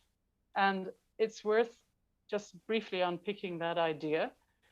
Living heritage, in other words, traditions that have been passed through a number of generations to today, but that continue to have a contemporary relevance today, and that may well undergo changes, evolutions over time to respond to new circumstances. For example, obvious ones are where today, there's much more equality of the sexes in society, which means that many elements that previously were, in many cases, only practiced by men are now practiced by both men and women. And there are a number of examples around the world there where the intangible heritage, the living heritage, responds to new realities. But just briefly, if I can, and this is just a few examples, and I'm sure you are greater experts than I am on this anyway, so I won't spend time. The next slide, please. So here we are, glass making, and this is such an interesting one, that the knowledge of glass making is said to have actually developed in Mesopotamia, modern Iraq area, in around 3500 BC. Later, it was found in Iran. And by the way, we have a marvelous museum in Tehran of glassware if you ever come. And then it moved in one direction, it moved east towards China, but also towards Rome. And of course, we have the wonderful glass making in Venice and the regions, those regions of Italy, which from the 14th century was a major economic resource there. The next slide. Movable print, which began its life in China in the 11th century AD, and it spread to Europe somewhere around the 14th to 15th centuries. And of course, this fascinates me, is how movable print and the technology that then was added to and developed further in Germany became the basis for major intellectual revolutions in Europe, including the Protestant Revolution. And therefore, we see how a Chinese invention had such an influence on intellectual movements that happened in Europe that then have come back and influenced other parts of the world again. And lastly, the last slide, well, actually second last slide, sorry. Again, the blue and white, no, the previous one, sorry.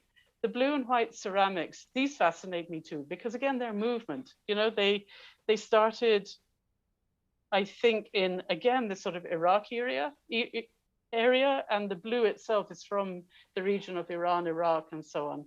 But of course, it reached on the one hand a very high level in China and in a high level in the Netherlands. And so again, we have this wonderful example of where this technology and know-how has spread in different directions and has become the identity of the Netherlands in many ways. If you ever fly with KLM, you'll understand that. And lastly, sorry, now the last slide. Of course, how can I not finish with what I would call Nowruz? I know that many of you have different names for it, because this is one of the two multinational elements which has a high number of member countries and spreading a huge geographical region from Afghanistan, Azerbaijan, India, Iran, Iraq, Kazakhstan, Kyrgyzstan, Uzbekistan, Pakistan, Tajikistan, Turkmenistan, and Turkey. And so again, it's, I think, the classic example of ICH on the Silk Roads and what we can do when we recognize our common humanity and come together. Thank you very much. Thank you very much, distinguished Professor Janet Blake. Ladies and gentlemen, I would like, on your behalf, I would like once more again to express our deep thanks to both our distinguished professors, Mr. Hee-Soo Lee and Ms. Janet Blake. Indeed, I mean, in both presentations, we've seen some examples actually from manuscripts, some epics, from tales, from handicrafts, how it's important this promotion of cultural diversity. At the same time, there's some cultural encounters in the different fields of cultural expressions. Indeed, Ms. Janet Blake, you remember in my presentation, I mentioned about these multinational nominations. This is a challenge because we could now adding more countries to this network. I remember when I was chairing meeting in Tehran on Nowruz, it was only 7 countries at that time. Now we have 12. So it is like network what we're considering. It's a good opportunity for member states for cooperate to be together, as you rightly mentioned. So we are different cultural peculiarities in traditions, in rituals, but most important the values which actually ICH is one of the important in terms of the values, as you mentioned, values of tolerance, values of respect, values of the relations between generations. So I think it is very important. Therefore, thank you very much for your contribution and for your untiring work in this field and promotion of ICH. Thank you very much indeed. And ladies and gentlemen, now with great pleasure, I would like to give the floor to Master of Ceremony. I think the Master of Ceremony should introduce our main moderator of our meeting, distinguished representative from the UNESCO, Mr. Alexandros Makarigakis, but I don't see the Master of Ceremony. Is it somebody from Master of Ceremony will just take the channel from me? Nobody from Master of Ceremony? Because I could do it, Master of Ceremony, if you like it. And with great honor and pleasure, I would like to briefly introduce our distinguished moderator. Dear Mr. Alisher, could you just wait a bit? This is Secretariat Nonis. Yes. So actually, thank you very much for your presentation, and then thank you very much for the open keynote space for 2 people. And then actually, we will hand over the microphone to the MC, to the Secretariat floor, and then after excellent. That, thank you. Thank you. Thank you very much. Thank you very much, Director, as well as the professors. That was amazing presentations.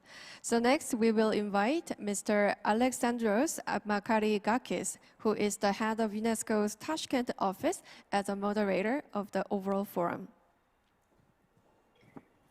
Thank you very much, Ms. Master of Ceremonies, ladies and gentlemen, distinguished guests, experts. We're going to start now the second part of our session, which will be comprising into 3 subsessions. We'll hear presentations from experts from different countries, 9 in total. I will ask all presenters, as we're running more than 45 minutes late, to be brief and to the point, and to please not surpass the time allocated for them, which is 7 minutes. Following the presentations of the first 3 presenters, we will have a very quick Q&A. I will ask 2 common questions to the 3 presenters, inviting them to respond to the questions, and then we will continue with the next subsection. Having said that, and in order to not waste any more time, I would like to call upon our first expert, who is no other but Mr. Jahangir Selimkhanov, who is the head of International Relations Department at the Azerbaijan National Conservatoire. He is, of course, a UNESCO Intangible Cultural Heritage expert, and presently he is the elected president of the Administrative Council of the International Foundation for the Promotion of Culture, the Secretariat of which is with us in UNESCO Paris. The floor is yours. Thank you. Hello, everybody. I decided to bring to the floor for discussion some points which are of a general nature. Somehow, many of them were already addressed in the inaugural speech, in the opening speech by Dr. Janet Blake. So I'm somehow satisfied that the points which I raise are not concerning only me, only myself. So I expect that in the future we will we will have discussions of these points. A long way of research, public debates, and awareness-raising activities had culminated.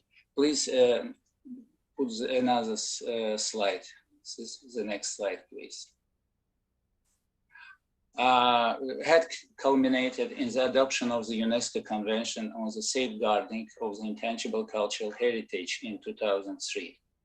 It has set the categorical and conceptual framework for approaching the vast layer of cultural expressions of the peoples and communities across the world, not adequately articulated hitherto. Almost 2 decades passed since then, and during this period, the environment for ICH across the globe grew more volatile and complex. In the view of these complicating conditions, we need to analyze our common achievements and throwbacks in supporting and promoting ICH in order to seize opportunities more effectively and develop an adaptive, agile strategy execution. Please, next slide.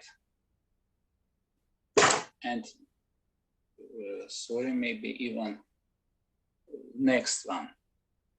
Below are just a few short notes which could not pretend to disclose the solutions, but rather to pinpoint the challenge areas requiring our joint reflection and actions.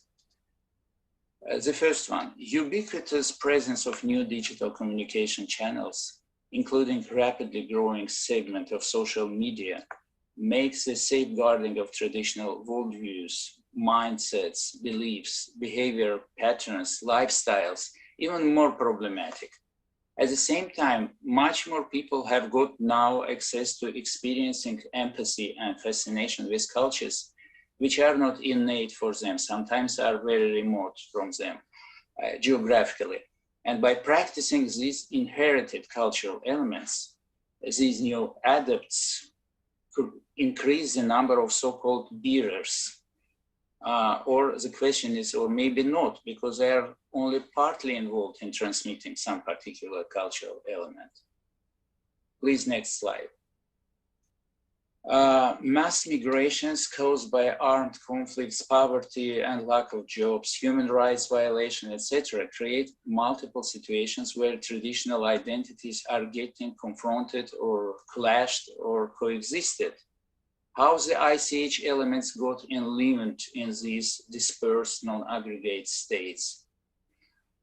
Next slide. The notion of identity is determinant in justifying any ICH element. Hence, it is accepted as a guiding principle for verification of integrity of some cultural expression.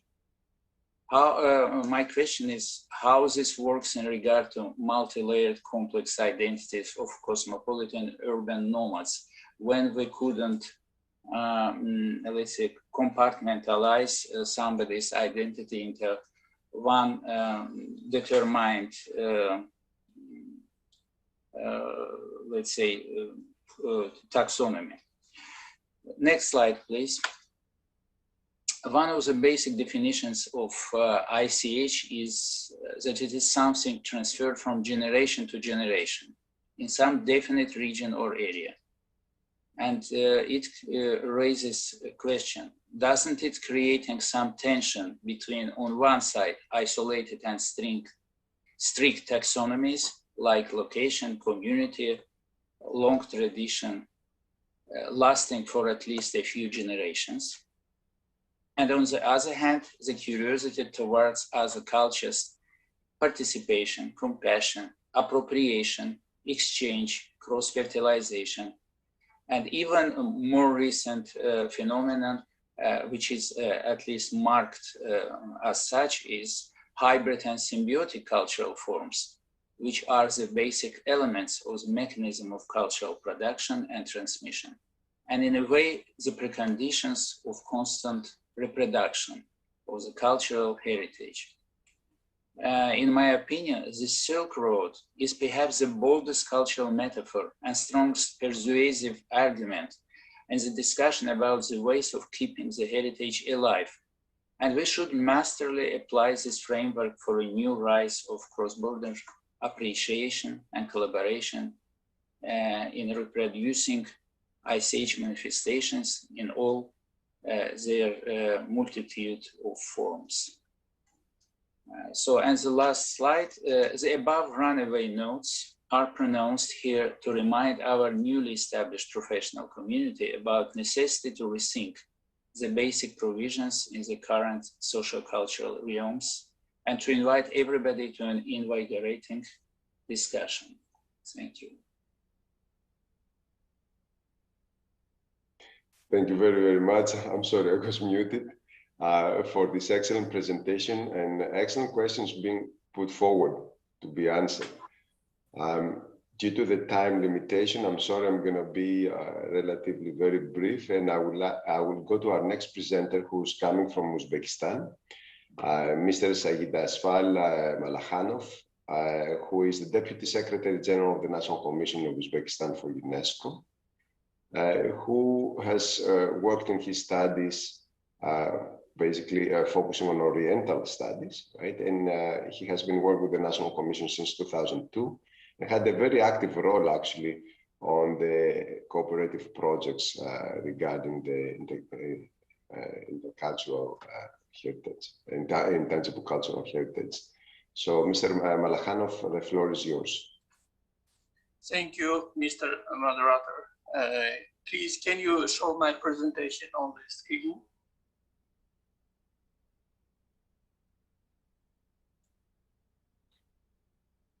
Could we have the organizers? Okay, thank you.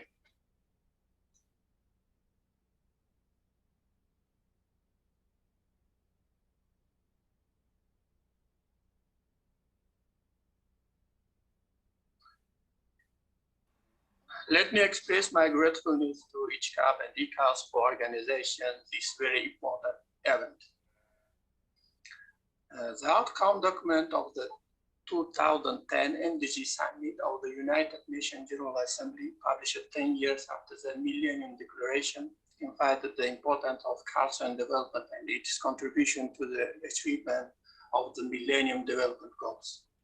Indeed, culture in all its dimensions is a fundamental component of sustainable development as a sector of activities through tangible and intangible heritage, cultural and creative industries, and various forms of artistic expressions. Culture is a powerful contribution to peace and security, inclusive social and economic development, and environmental sustainability. Due to the time limitation, I will not read fully the text that is displayed in my presentation. Next slide, please. Over the past recent years, new ways of cooperation have emerged to accelerate progress towards 2030 goals. Private-public partnership, multi-agency cooperation, and community engagement have enabled progress in program implementation. An example of such strategic shift can be seen in the work conducted by UNESCO in Uzbekistan. UNESCO and Uzbekistan renewed their cooperation through a mutual programmatic action plan for 2018 and 2021 during President Mirziyoyev's visit to UNESCO headquarters in October 2018. The first such agreement in 20 years. UNESCO is currently reinforcing its cooperation with Uzbekistan, especially on systematic education reform and the preservation of heritage. Next slide, please. In line with SDG 4 on quality education, UNESCO launched in July 2020 the project Skills Development for Employability in Rural Areas of Uzbekistan, funded by the European Union in total amount of 9,600,000 euro. The aim of this 4-year project is to enhance living standards in rural areas through better employability and to prepare women and men with the relevant skills for the needs of sustainable diversified and modernized agriculture. Next slide, please. So regarding all the intangible cultural heritage regulated by the state program on the intangible cultural heritage regarding together with the law of the Republic of Tajikistan.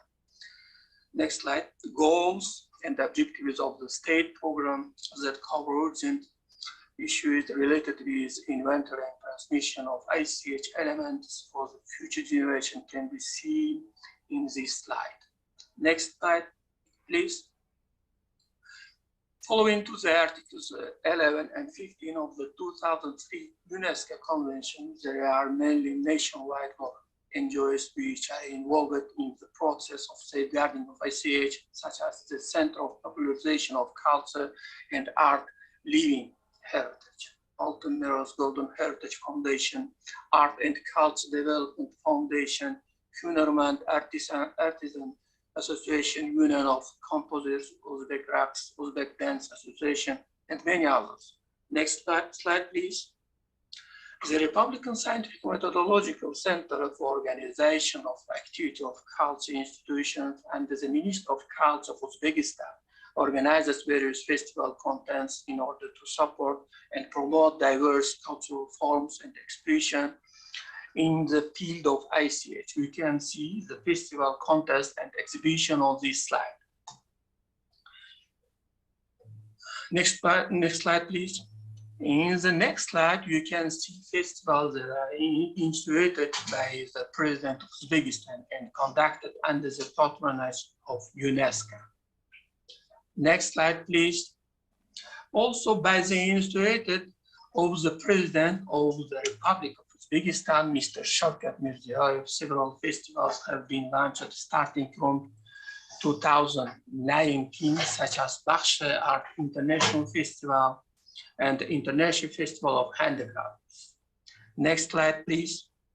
Moreover, this year, Tashkent International Film Festival, Pure Love, the Silk Road, has been revived, which was consistently sought to place film production at the service of peace and dialogue. As you know, UNESCO is part of the implementation of its 2005 Convention on the Protection and Promotion of the Diversity of Cultural Expressions, attached particular importance to the development of the audiovisual and film industry. Next slide, please.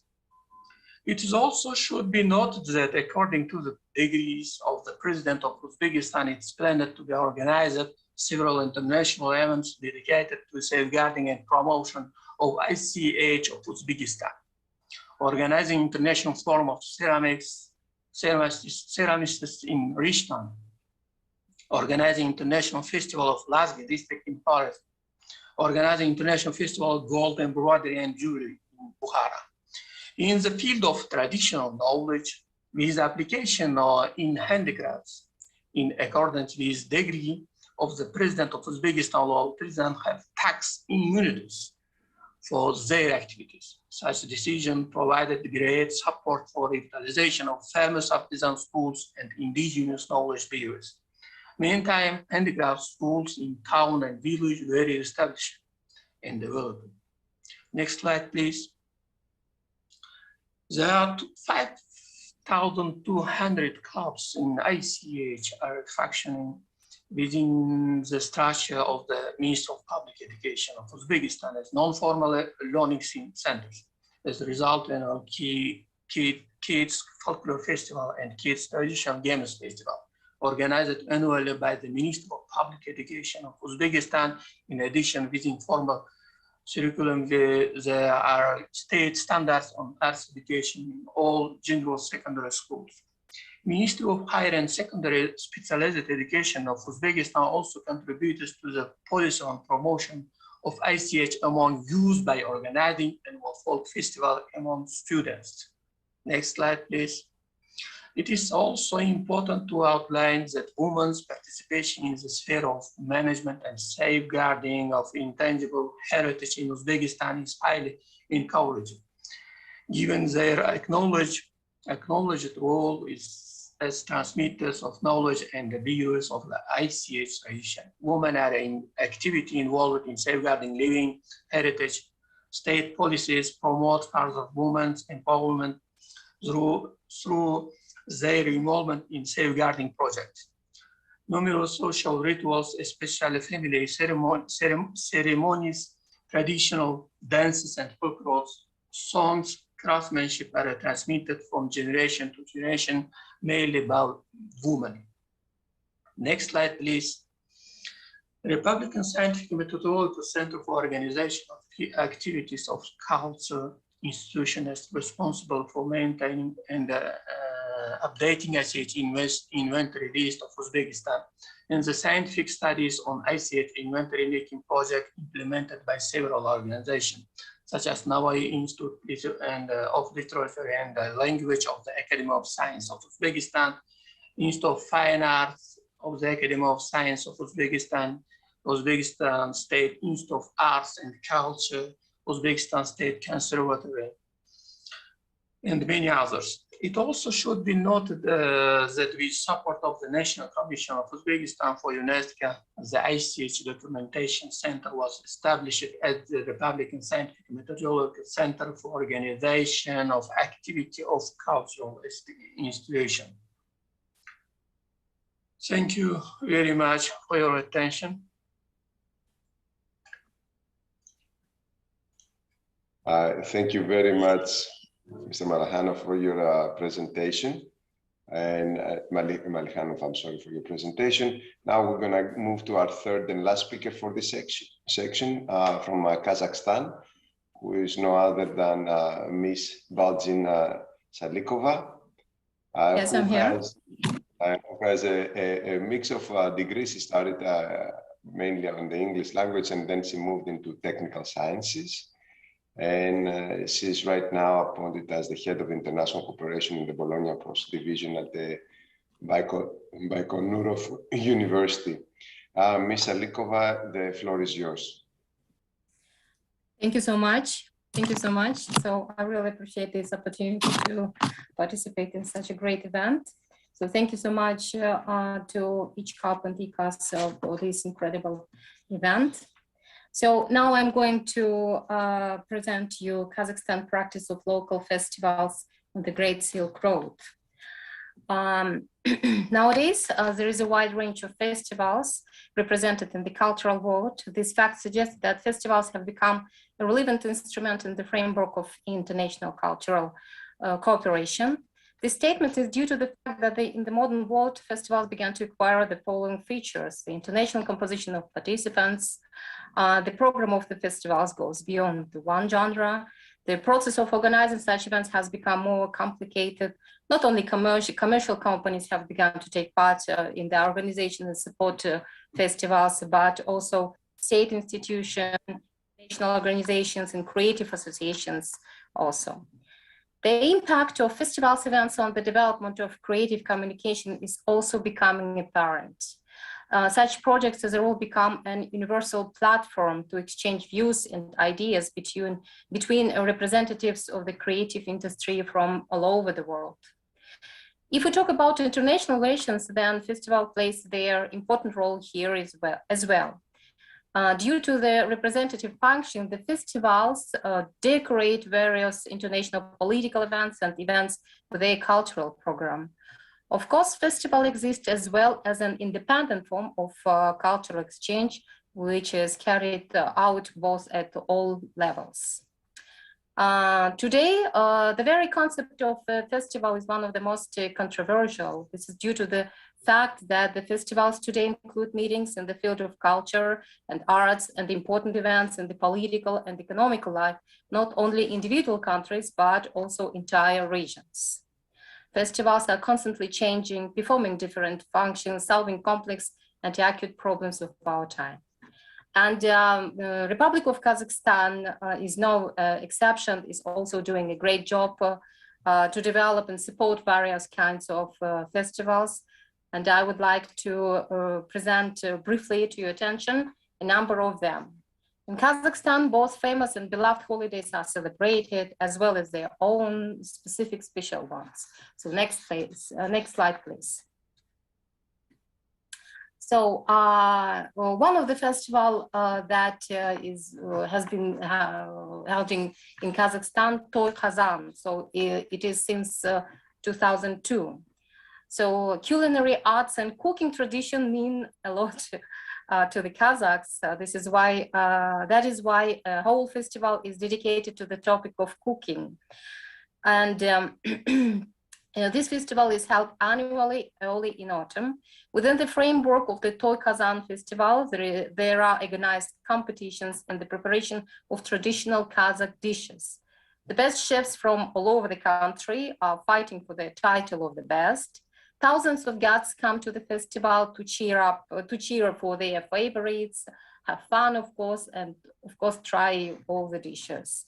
And among the dishes, such iconic dishes like egg, you can see it on the slide, and baursak and kurdak are certainly among the favorites. Next slide. The next one is Nowruz, as it was mentioned before.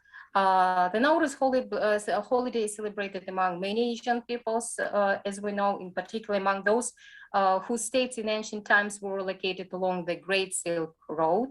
Currently, Nowruz is a public holiday in Kazakhstan, and as we know, not only in Kazakhstan, in such countries like Azerbaijan, India, Iran, Uzbekistan, and even in some provinces of China and other countries, of course.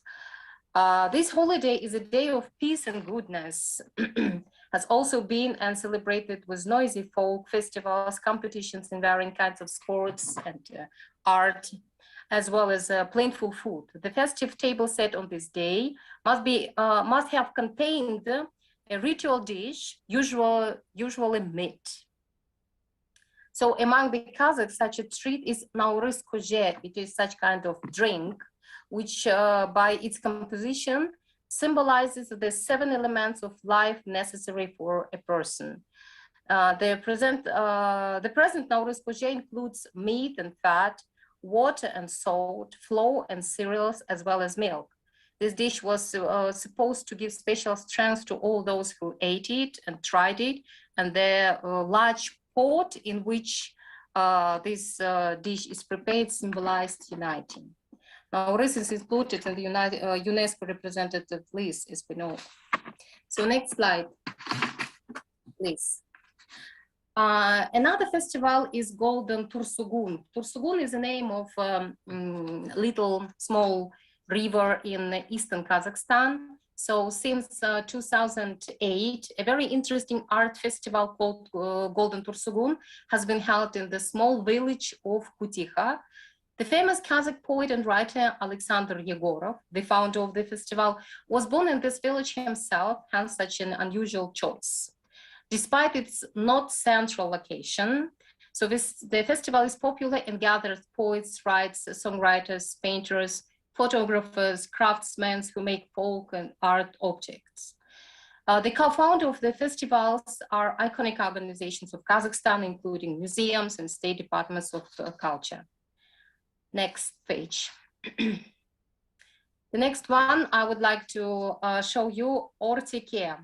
Ortiki is a small wooden figurine of a tautike. So tautike means, from Kazakh, means a mount goat, tied with a single thread to a puppet musician. This action, fascinated with artless and magical simplicity, is rooted in ancient times. Ortiki was fond of both children and adults. It was both ritual and fun. If in classical puppet theaters, the puppeteer actor leads the puppets directly themselves, so it means the analogy of master control. Then in the ancient Turk puppet art, the puppeteer musician conducts the figurine or figurines indirectly through the instrument, and the music played on the instrument. At the same time, Ortiki is controlled by one thread, and classical puppet dolls by several. And no less incredible is the Ortiki International Puppet Theatre Festival, which has been held annually since 2007 in our country.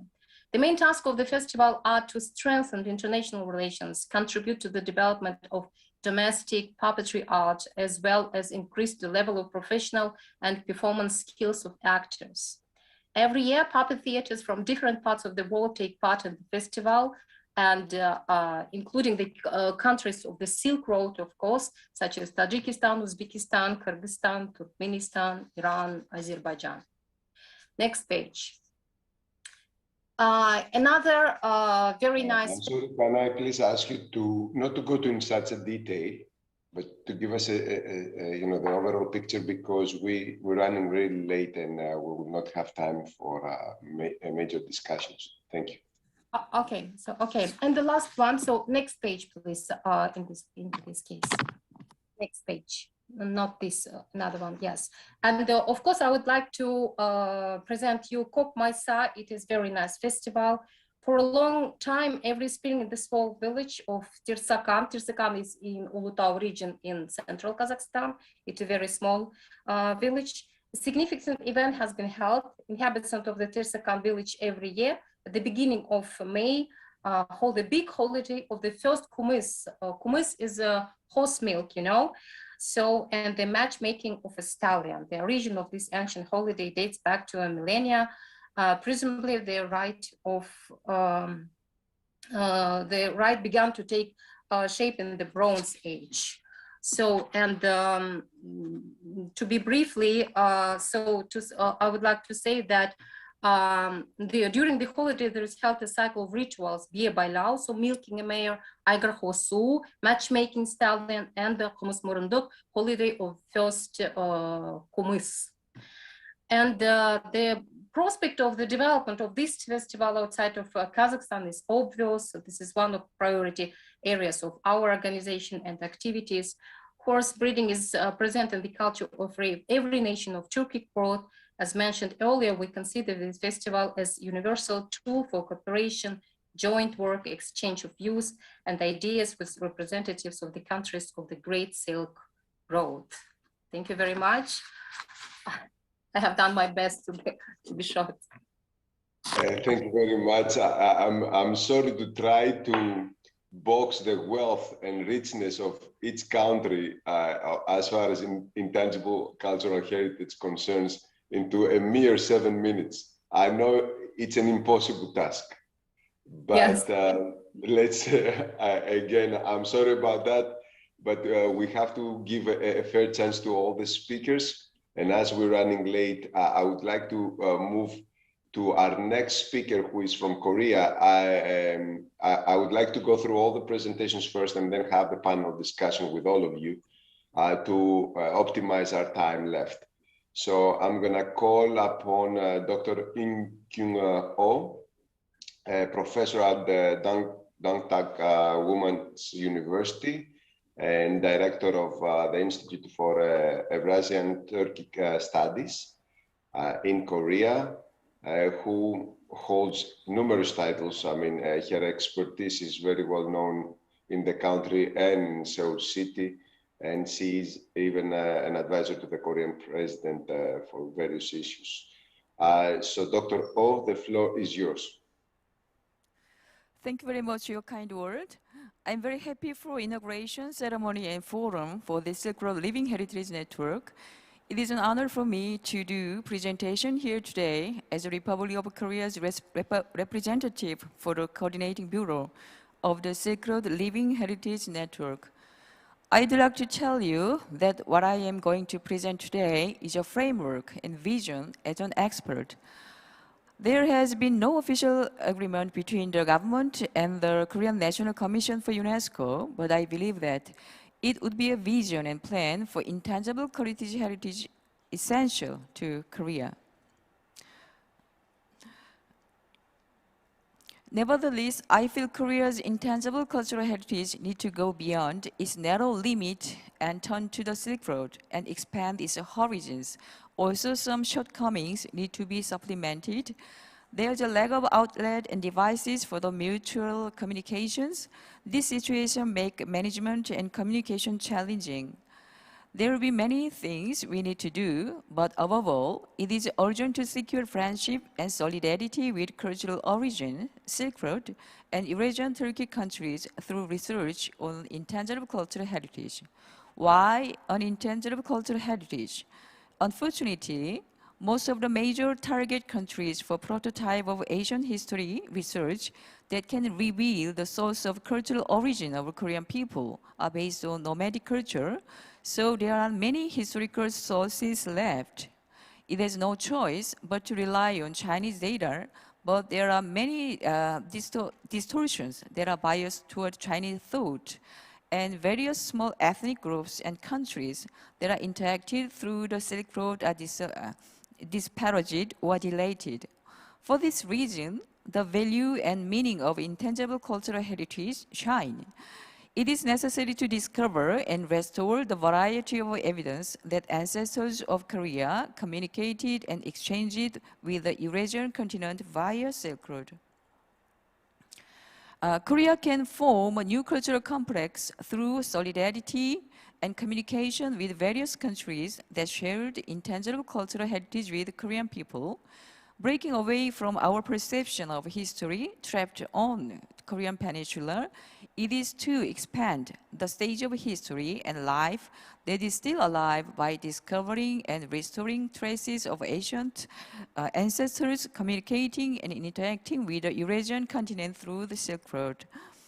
Intangible cultural heritage will contribute to security connection between Korea and Eurasian culture at the same time, exploring the origin of Korean culture, and will lay the foundation, the ties and intimacy with Turkic countries in New Silk Road. The current historical awareness limited to Korean Peninsula should be expanded to a living history. It means intangible cultural history. To do so, the following action must be taken.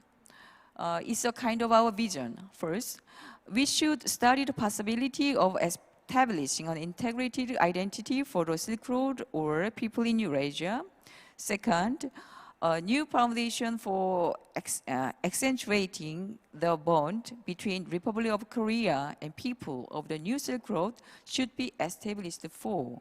Third, logical evidence should be presented to provide a foundation for search for cultural sources of Korea's correlation to Eurasian culture. Fourth, based on Convention for the Safeguarding of Intangible Cultural Heritage, people of Eurasia should focus on making a list of intangible cultural heritage to establish national identity. A cultural code should be discovered and studied while abiding by spirit of UNESCO to contribute to the world peace and integration. Through such effort, the solidarity and rapprochement of cultures among Silk Road nations will be strengthened.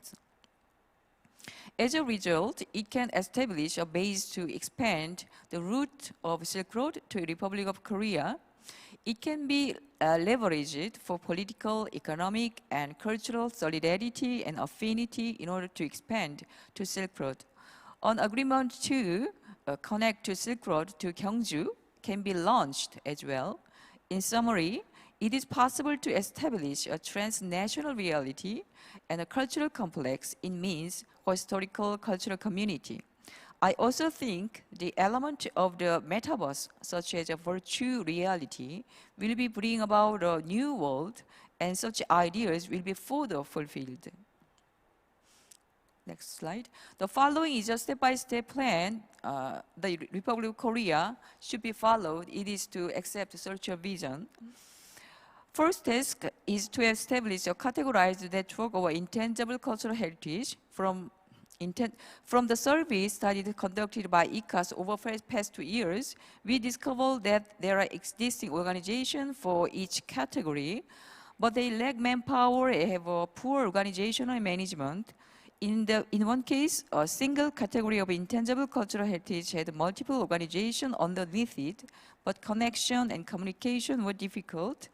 Therefore, we learned that it is essential to establish a pragmatic and solid mutual network in the first place instead of building a network by categories.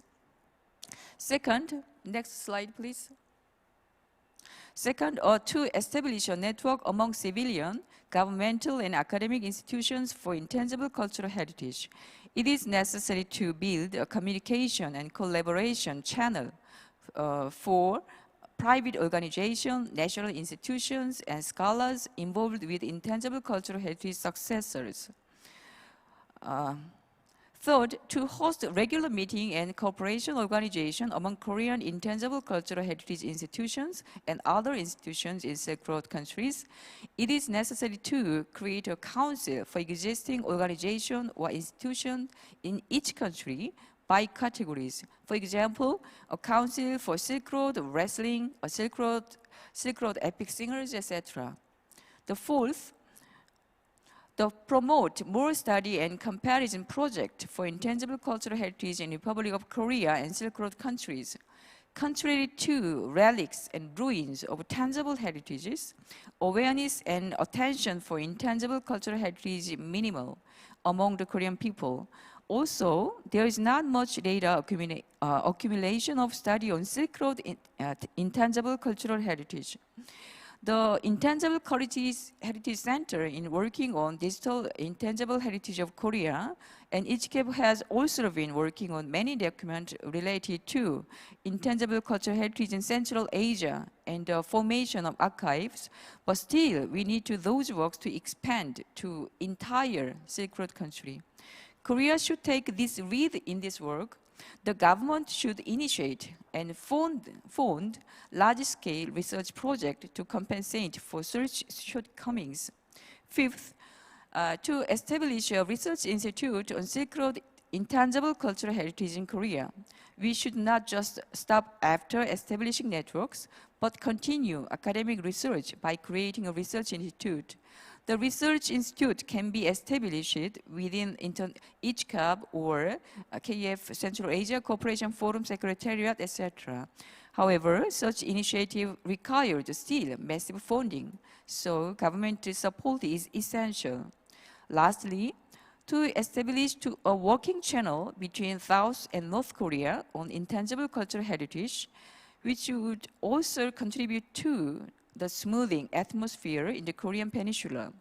South Korea's relationship with North Korea, which was sour due to the nuclear issue, has been improving at the moment.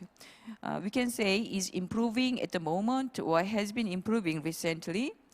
This can create another communication channel with North Korea via subject of intangible cultural heritage. In fact, when the communication between two Koreas were halted in the Silk Road meeting hosted by ICHCAP and Mongolian National Commission in sub-regional network meeting ICH Safeguarding in Northeast Asia in 2014, 2016, 2018, 3 times so far, using the intangible cultural heritage as a medium. This is an excellent example. Since the value of the Silk Road intangible heritage has a direction of peace and sustainable development that lead to communication, reconciliation between civilization, it should be actually utilized.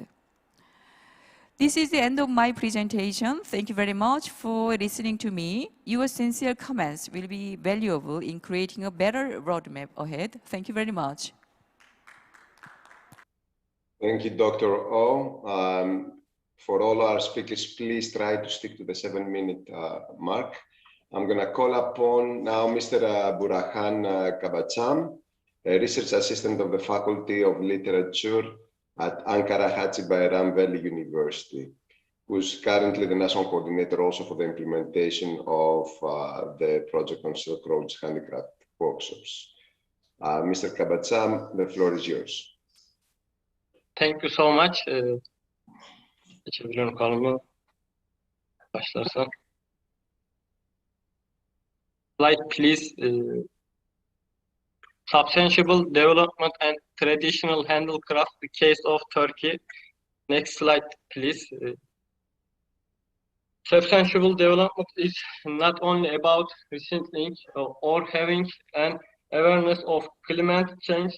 It is a change in our way of thinking and action in relation with natural world and kids are we all now substantial as economic and environment dimension and defense it as development that meets the needs of the present without compromising the ability to future relation meets their own needs.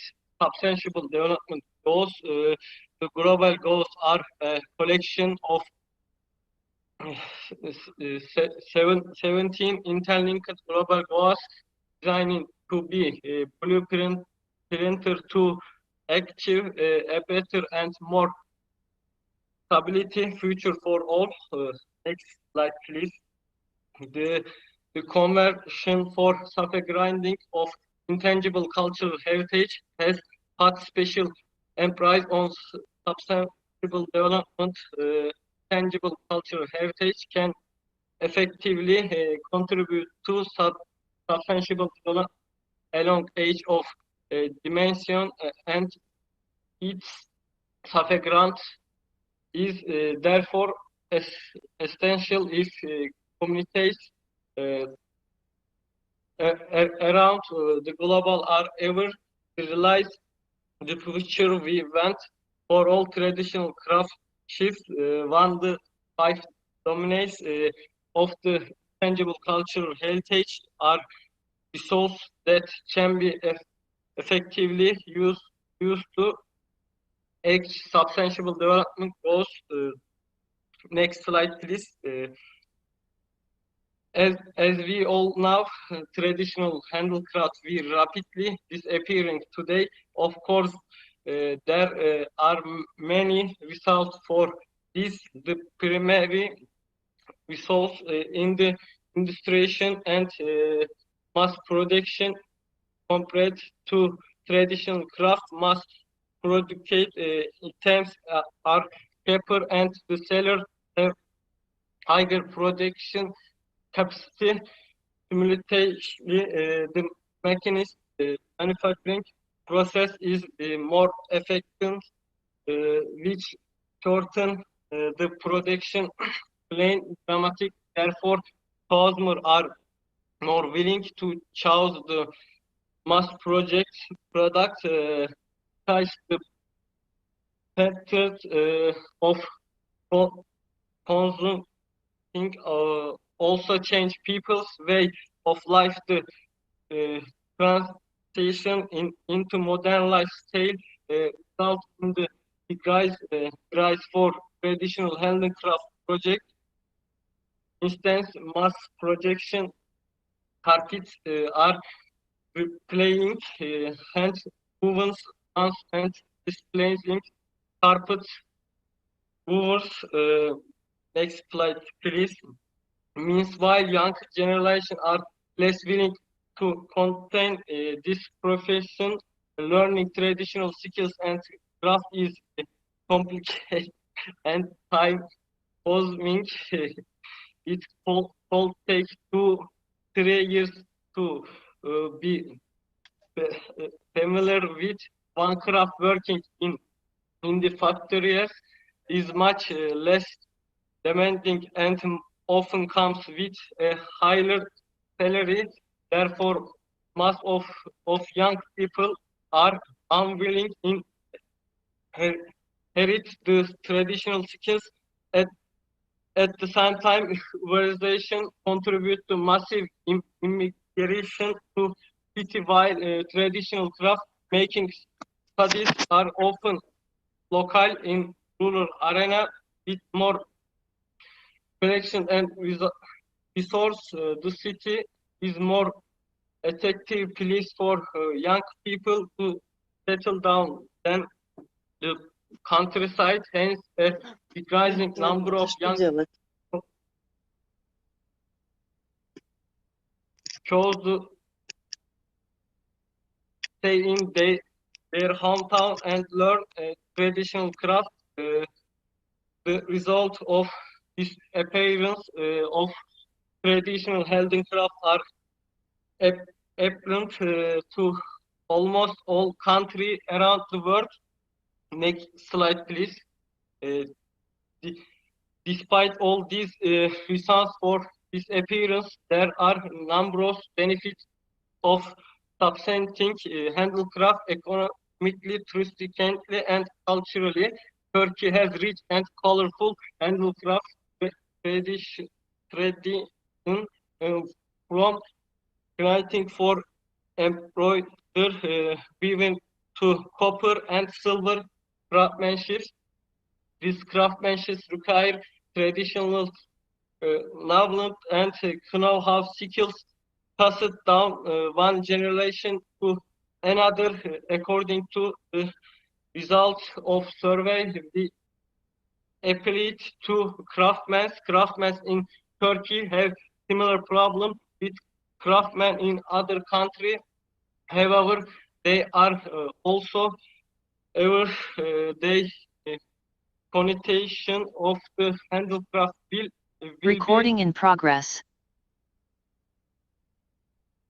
Will be a solution to my national and global problem.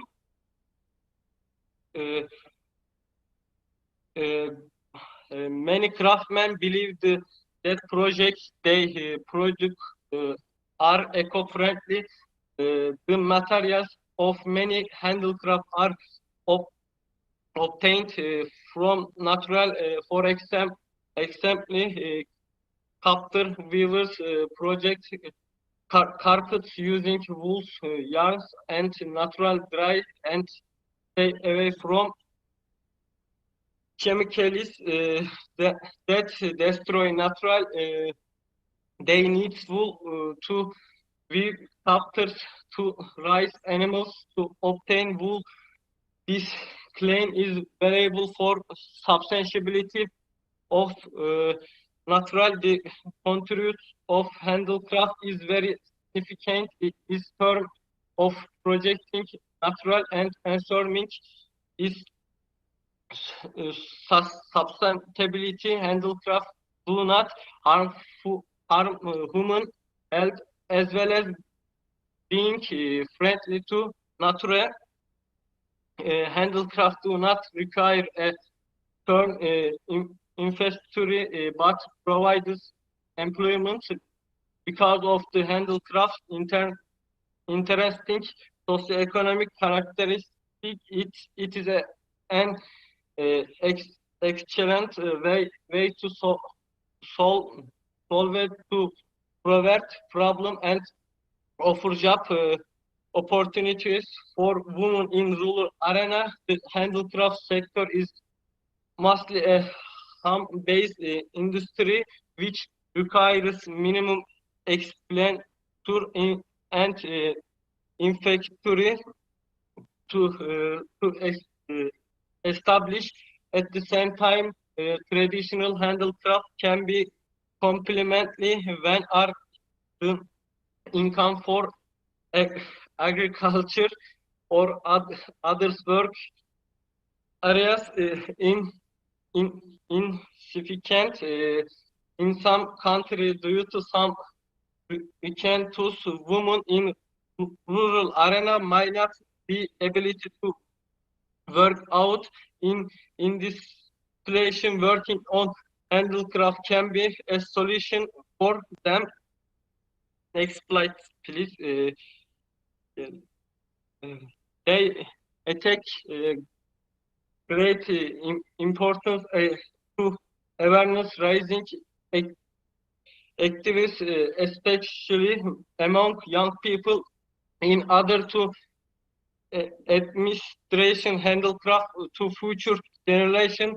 The One Master, 1000 Master project supported by private sector is one of the best explains of this idea. The aim of the project, which has been going on for 10 years, is to draw attention of young people to this appearing handicraft. The sustainability of this handicraft is supported by the project, which ensures that these handicraft are taught to young people by choosing 5 traditional handicrafts every year. Next slide, please. Create essential and enjoys that garden craftsmen under of steps in solving the problem of craftsmen. Craftsmen in Turkey are trading to find solutions to problem with a longer and more determined values for non-government organization development against in Turkey support craftsmen with project.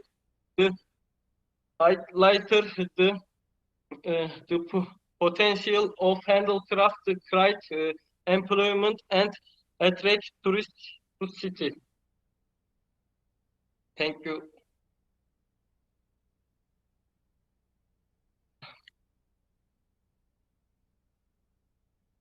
I'm sorry, I was muted. Thank you very much, Mr. Kabacham, for presenting us a little bit the situation in Turkey with handicrafts and attracting young people in this area. I will move now to our next speaker, who is Ms. Sarul Arslan, a specialist of the Division of the Intangible Cultural Heritage at the National Center for Cultural Heritage of Mongolia, who has a very interesting mix of educational background, starting from being a lawyer and then moving more to the cultural side, and who has been ever since more and more involved in our part of the world. Ms. Arslan, the floor is yours. Thank you very much.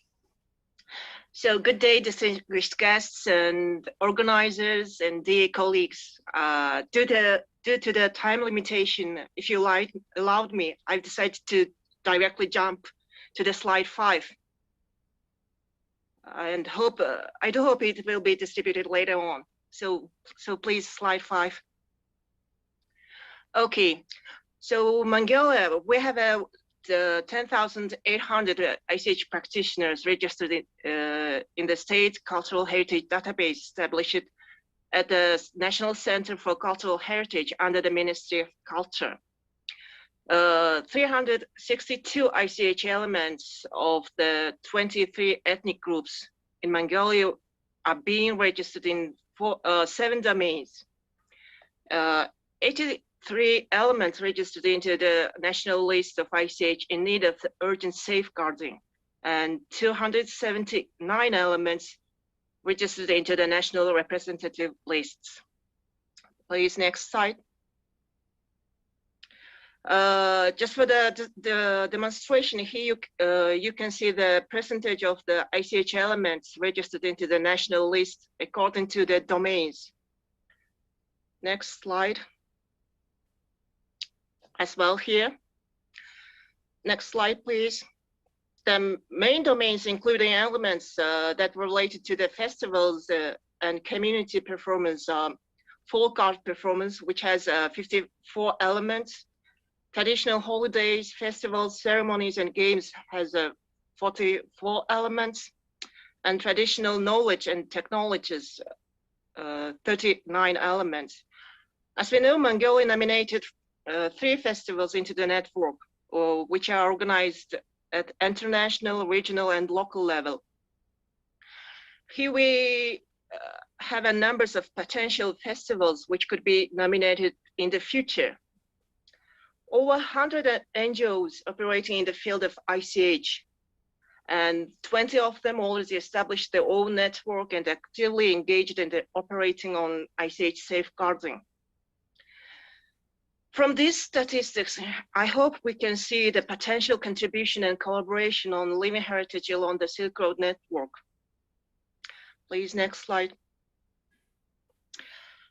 I do hope that Mongolia will fully encourage and collaborate in all kinds of the joint initiatives to promote, disseminate, and safeguard living heritage along the Silk Road. For instance, joint ICH nominations. For example, as a nomadic country, we have a lot of similar ICH elements with Kazakhstan and Kyrgyzstan. Moreover, Mongolia officially have only one minority group, ethnic minority group, which is our Kazakh people. So we have a lot of work to do to safeguard the ICH, of course, with the help and collaboration of above mentioned states. Of course, if we dig deep a little bit, then I hope we will find more and more similar sharing elements with other countries. So therefore, we can, for example, have a joint researches, comparative studies on ICH, workshops, and experience sharing, etc. I'm really grateful. I'm really grateful to network and see this network as a platform for collaboration on safeguarding of living heritage along the Silk Road, which is also could be a good practice for the UNESCO Convention. Aside from the sharing ICH elements, I personally can proudly say that the network will develop and contribute, disseminate. And I please ask you to mute your microphones. To everyone, please mute your microphones. Mr.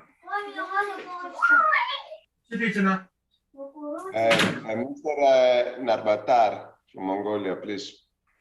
Okay, so personally, I can proudly say that the network will develop and contribute, disseminate, promote the minority culture of Mongolia, which are our Kazakh people, as I mentioned, who are settled in the western side of Mongolia. In that way, the network will play a big role to fulfill their rights and specifically the cultural rights of our minority groups. So I was really, really brief and short on everything. So, well, my presentation is ending. Thank you for your attention. Sorry for being so short. No, thank you very much for helping out with the time management. And don't worry, the presentations will all be available for everyone to see and go through. So I'm going to move ahead with our next three presenters, and I'm calling from Tajikistan, Mr. Dislot Rahimi, to take the floor. Before he takes the floor, I just want to tell you that he's the director of the Research Institute of Culture and Information of the Ministry of Culture of the Republic of Tajikistan, and that he is an expert in the Department of Folklore in his Institute of Language and Literature in Dushanbe, Ortiki. And he has been for a long time involved in the area of intangible cultural heritage. So, Mr. Rahimi, the floor is yours. Thank you, Mr. Chairman. According to time limits, I try to read my presentation around 5 minutes. The government of Tajikistan, please next slide. The government of Tajikistan year by year pays more attention to the safeguarding, increasing visibility of the ICH in the territory of country. In 2012 was issued decree of the government of Tajikistan on safeguarding project on intangible cultural heritage of the Tajik people for years 2013 and 2020. Next, please. Next slide. By the decree of the President of Tajikistan, Mr. Emomali Rahman, the 2019-2021 announced it as the years of rural development, tourism, and folk crafts. It put significant contribution to the development of the intangible cultural heritage, including folk crafts, traditional cuisine, and revival of some ICH elements. Next, please. According to this announcement, craftsmen were exempted from paying taxes on handmade products made at home, and these measures also contributed to the development of the traditional crafts. As a result, many housewives became interested in traditional crafts. Young people began to show interest in traditional folk crafts. Next slide, please. Festivals are capable of demonstration and evaluation of cultural traditions, as well as they put a considerable contribution to the development of tourism and the local economy. In its broader sense, festivals may refer to not to any particular event, but to expressive aspect of all human activity. Next, please. Festival also gives people a sense of national or ethnic identity, builds social integration, solidarity, and makes the friendship atmosphere. Next, please, next slide. Oh, this is, okay, please back. Back slide. There are different festivals in Tajikistan which can be categorized into seasonal, culinary festivals, musical festivals, festival of folk crafts, festival of traditional dresses, folklore festival, agricultural festival, and etc. In Tajikistan, during the independence of the country, we revived some old holidays of Iranian people like Sada, Mehrgan, and Sairi Gulilola, Tulip Festival. But it should be noted that they were revived based on some existed and viable folk celebrations. Please, next. Please go back. Go back. This, thank you. The Republican Television Festival contest of folk art, called as Andaleb, consists of exhibition of folk handicraft products called Craft Bazaar, exhibition of traditional national clothes, performance of folk songs, traditional dances, staging fragments of traditional rituals, and much more. Please, next slide. The festivals have great contribution to safeguarding and ensuring viability of traditional events, folklore, performance art, knowledge and practices regarding the nature. Thus, in understanding the festivals of different communities allows us for dialogue between cultures, laying the foundation for mutual respect for different lifestyles. Festivals strengthen solidarity within society, allowing people to feel part of the community and society. Thank you very much for your attention. Thank you very much, Mr. Rahimi, for helping out with the time management also. So our eighth presentation is coming from Kyrgyzstan now. And we have Dr. Dinara. I'm gonna maybe make a mistake here, but I'm gonna try Tajunbaeva or Hokunbaeva. I'm sorry if I pronounce it wrong. Who has been working also a very long time in the area of intangible cultural heritage. She has been the Vice President of the World Crafts Council for Asia Pacific, Central Asia. She was a member of the Intergovernmental Committee of Safeguarding of Intangible Cultural Heritage of Humanity and a representative of Kyrgyzstan in its subsidiary body. Ms. Dinara, please, the floor is yours.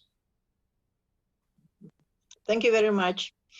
First of all, I'd like to express my gratitude for inviting me to be a speaker at such a great forum to introduce activity of Kyrgyzstan in terms of safeguarding of intangible cultural heritage. And I will try also to be very brief because of time limitations. So please, next slide, please. Kyrgyzstan has unique culture, as all of these countries have been represented before me, and very special and unique nomadic culture, and also very clean and untouched nature environment. And this is two factors which we should be very careful with, and which could be basic for our economic development in 21st century. Next, please. In these terms, Next slide, please. Last years, we have very good kind of tendency of growth of collaboration between governmental and non-governmental structures in Kyrgyzstan. We have very active barriers of ICH, I would say, especially in handicraft sphere, also in the sphere of ethnic fashion. And we have a lot of events which are organized by initiative of these barriers. So, and especially after this nomadic games festival, which Kyrgyzstan held during 3 years, government became very sensitive and paid much more attention to these problems and issues, and some partnership with these barriers and specialists in sphere of ICH to be, you know, in this trend, in the world trends. And now we have very good dialogue with governmental structures. And under the Ministry of Culture, Information, Sport and the Youth Policy in Kyrgyzstan, we have a special national committee which includes some representatives of different groups which who are interested in this development of ICH. Next, please. Next slide, please. If to talk about this awareness of population, it's also done a lot. Oh, no. Before this slide. Back, please. Yeah. No, before.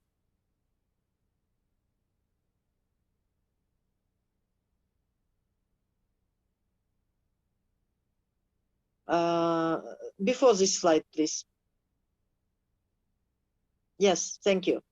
So it's a lot of TV programs and publications and researches. So many information is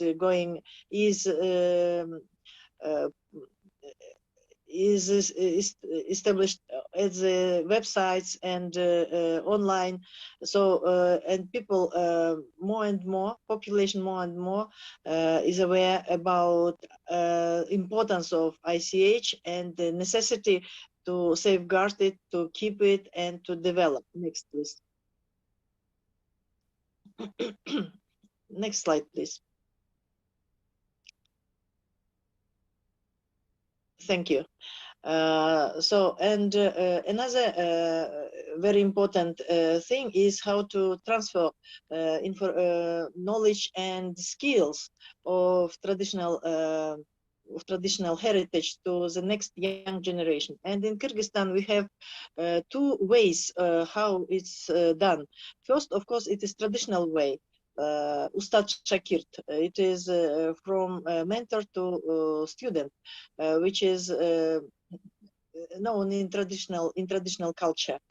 When it is done practiced within the family or within the community. But at the present days, we have also many international organizations which financially support NGOs supporting organizations or local communities to provide such trainings where these organizations invite barriers of traditional culture to be trainers.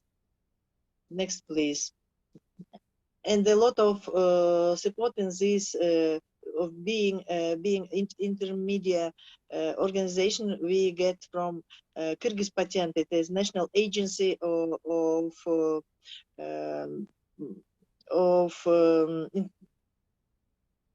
rights for property, for intellectual property.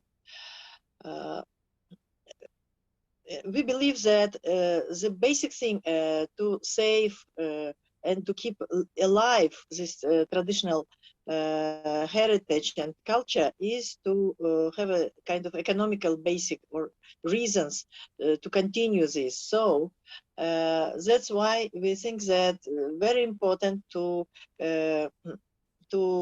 develop these creative industries, which are basic of this creative economy, and creative industries based on intangible cultural heritage are very important part of business activities in Kyrgyzstan. Unfortunately, and it is kind of very approximate figure that it is about 1% of income from business activities in Kyrgyzstan. In compare with European countries, where it is from 2 to 5 in some countries. So it is not really bad, but it is still not counted properly, and that is a real issue. Of course, it is not. It's related not only to Kyrgyzstan, because I don't know any country in Central Asia who has such really realistic figures of this, but I think that we must do it and all together. And in last years, you know, this creative industries representatives started to be united in associations. For example, we have Craft Council of Kyrgyzstan, which was established in 2013, or Guild of these puppet makers in 2016, Union of Designers 2018, and this year it was just a couple of days ago, it was Association of Creative Industries of Kyrgyzstan was established here and registered. Next, please.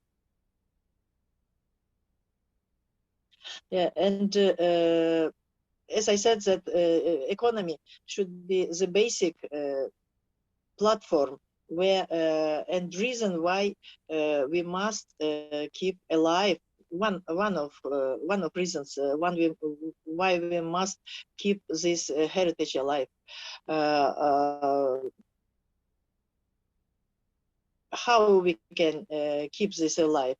So that's why we try to develop this local market. For example, this shirdak, which was included into the list by UNESCO, into the list of intangible cultural heritage under the danger of being disappeared in 2012.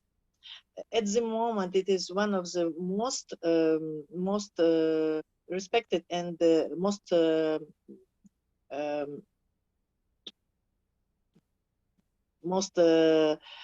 demanded product in local market and abroad. For example, in just average in touristic market, and the average income of this felt carpet maker is about from 6,000 to 8,000 US dollars a year, and from export it is from 11,000 dollars a year. So it means that it is rural women, you know, living in countryside, and for them it is quite good income. And 1 square meter of this shirdak now is just average also is from 50 to 110 US dollars per square meter. So which demonstrates very well how, if to develop this market for products, for elements of ICH, that will be very helpful to make this activity as craftsmanship, for example, very attractive to young generation also.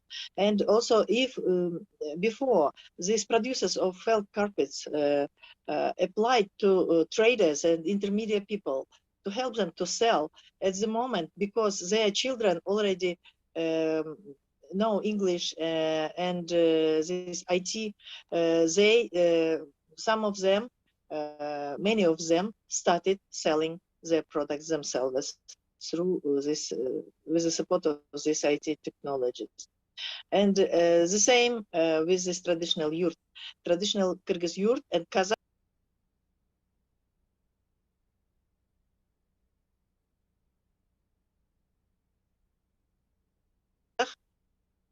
Mongolia. At the moment, the yurt became, you know, the very important part of any events in Kyrgyzstan, and is used as a, in every festivals or cultural or political or social events. Yurt is used on very official level, and has very good export potential. Next, please. Next slide, please. Yes, and if to say about festivals, yes, we have a lot of festivals, the same as in Kazakhstan or Uzbekistan, and one of the most eldest festival, it is Festival of Traditional Culture and Crafts, OIMO, which is held by our organization, Central Asia Craft Support Association Resource Center in Kyrgyzstan, with the support of Ministry of Culture since 2006. And this is one of the very popular platform for exchanging of experience and trade in Central Asia, and it was recognized in 2017 as the best touristic event in country. Next, please. Next, please. And we have many different festivals, like Festival of Epics of the World, People, Nations, and Shirdak, and Keys Do You Know the World of the Felt, Festival of the Batken Woven Carpet, and National Games, and Festival of National Cuisine, etc., etc., etc. Even festivals, very little local festivals which are held by local governments, like a Festival of the apricots or Isikul apples, something like that, to attract people to the products of ecological or cultural product of the local population of farmers. So, and most of these festivals are held by initiatives of the local barriers of ICH. That is very important by my opinion, and are supported by local governments like the village administrations, etc. And if I'd like to finish my presentation by a couple of proposals, suggestions to our network, that it was such a great initiative to establish this network, because we, as representative from Mongolia said, we have so many similarities in our culture. So, and we have to be united to develop it and to promote it, and to put on the basic of economical basic, For example, we can do all together this Kazakh, Kyrgyz, Mongolia. We can do the common festival, with the changing location throughout these three countries. For example, the festival of Yurt and Ger, or several countries, including Uzbekistan. I'm sorry to interrupt you, but you will have the chance to converse on this exactly item right after with our panel discussion, because this will be actually a question for you right after. So please bear with me. Let us go to our last speaker, to Dr. Bastami Rad, who is coming to us from Iran, and he's the director of the Iranian Silk Road Research Center, right, with a PhD in history. He has been an assistant professor in the Department of History, Faculty of Letters and Human Sciences in Shahid Beheshti University in Tehran. And his specialization and research interests are the history of city and urbanization, geographical history of the cultures, civilization and cities along the Silk Road. Mr. Bastami Rad, the floor is yours. Hello, everyone. Do you hear me? Hello? Okay. Thank you very much. Thank you. Let me, first of all, I would like to thank the organizers of this such an important event. Warmest greatest to you, ladies and gentlemen. I want to talk about traditional and ancient celebrations and festivals as a most significant kind of tangible heritage along the Great Silk Road.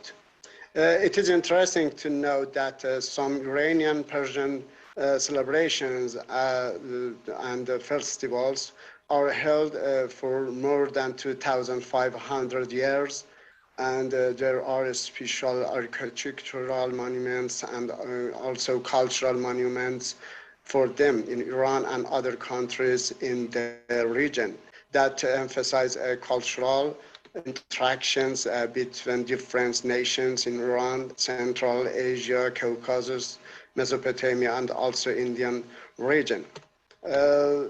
Please, next slide.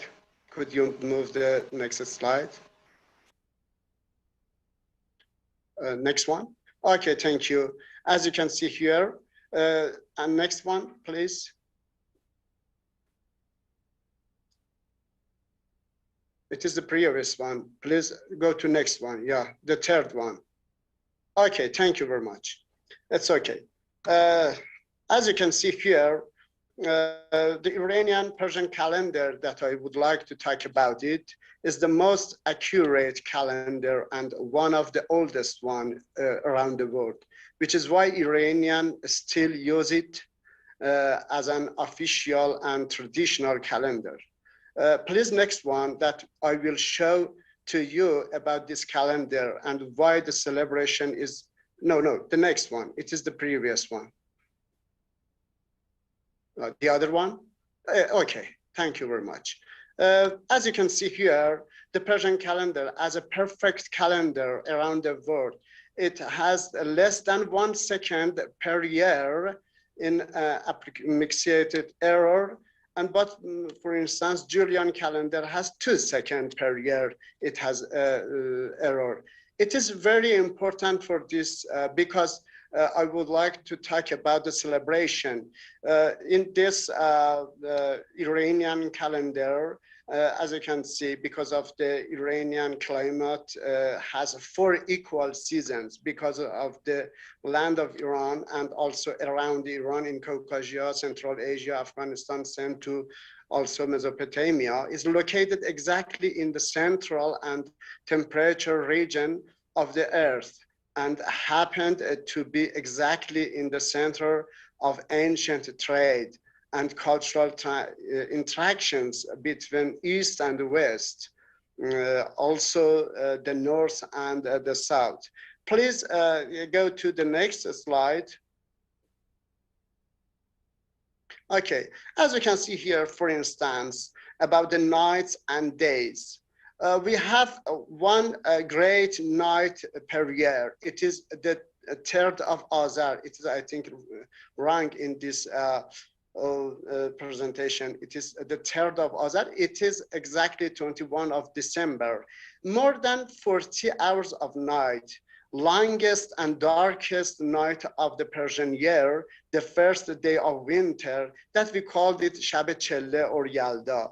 And also, the longest day of in the end of Iranian spring and the last day of spring and first day of summer in Persian year, it is the 3rd one of Khordad or 21 of June.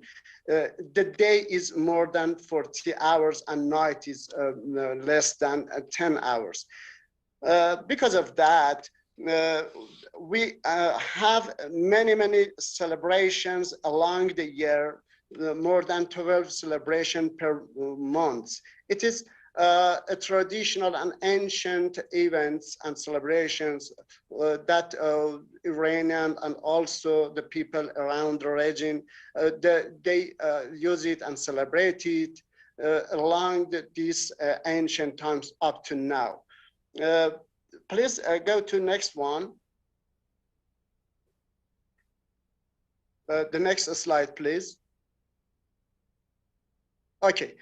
Yaldaban of the Iranian celebration that is still alive. It is one of the most important celebration in Iran. All Iranians in Iran and other countries celebrate it, and in some countries in the region, it is an important celebration. Yalda celebration is one of the longest nights of the year in the Iranian, as I mentioned, in the solar calendar of Persian calendar, it is 30th of Azar or 21 of December. Please go to next slide. Each of 12 months of Persian calendar that have one celebration, one of these one is Yalda or Shab Chelle, that in Azerbaijan, Afghanistan, Turkey, Tajikistan, Iran, and other countries, also Persians along the roads and in all over the world, they celebrate it, and it is very, very important for them. And they have many events in this great night. Please go to the next slide.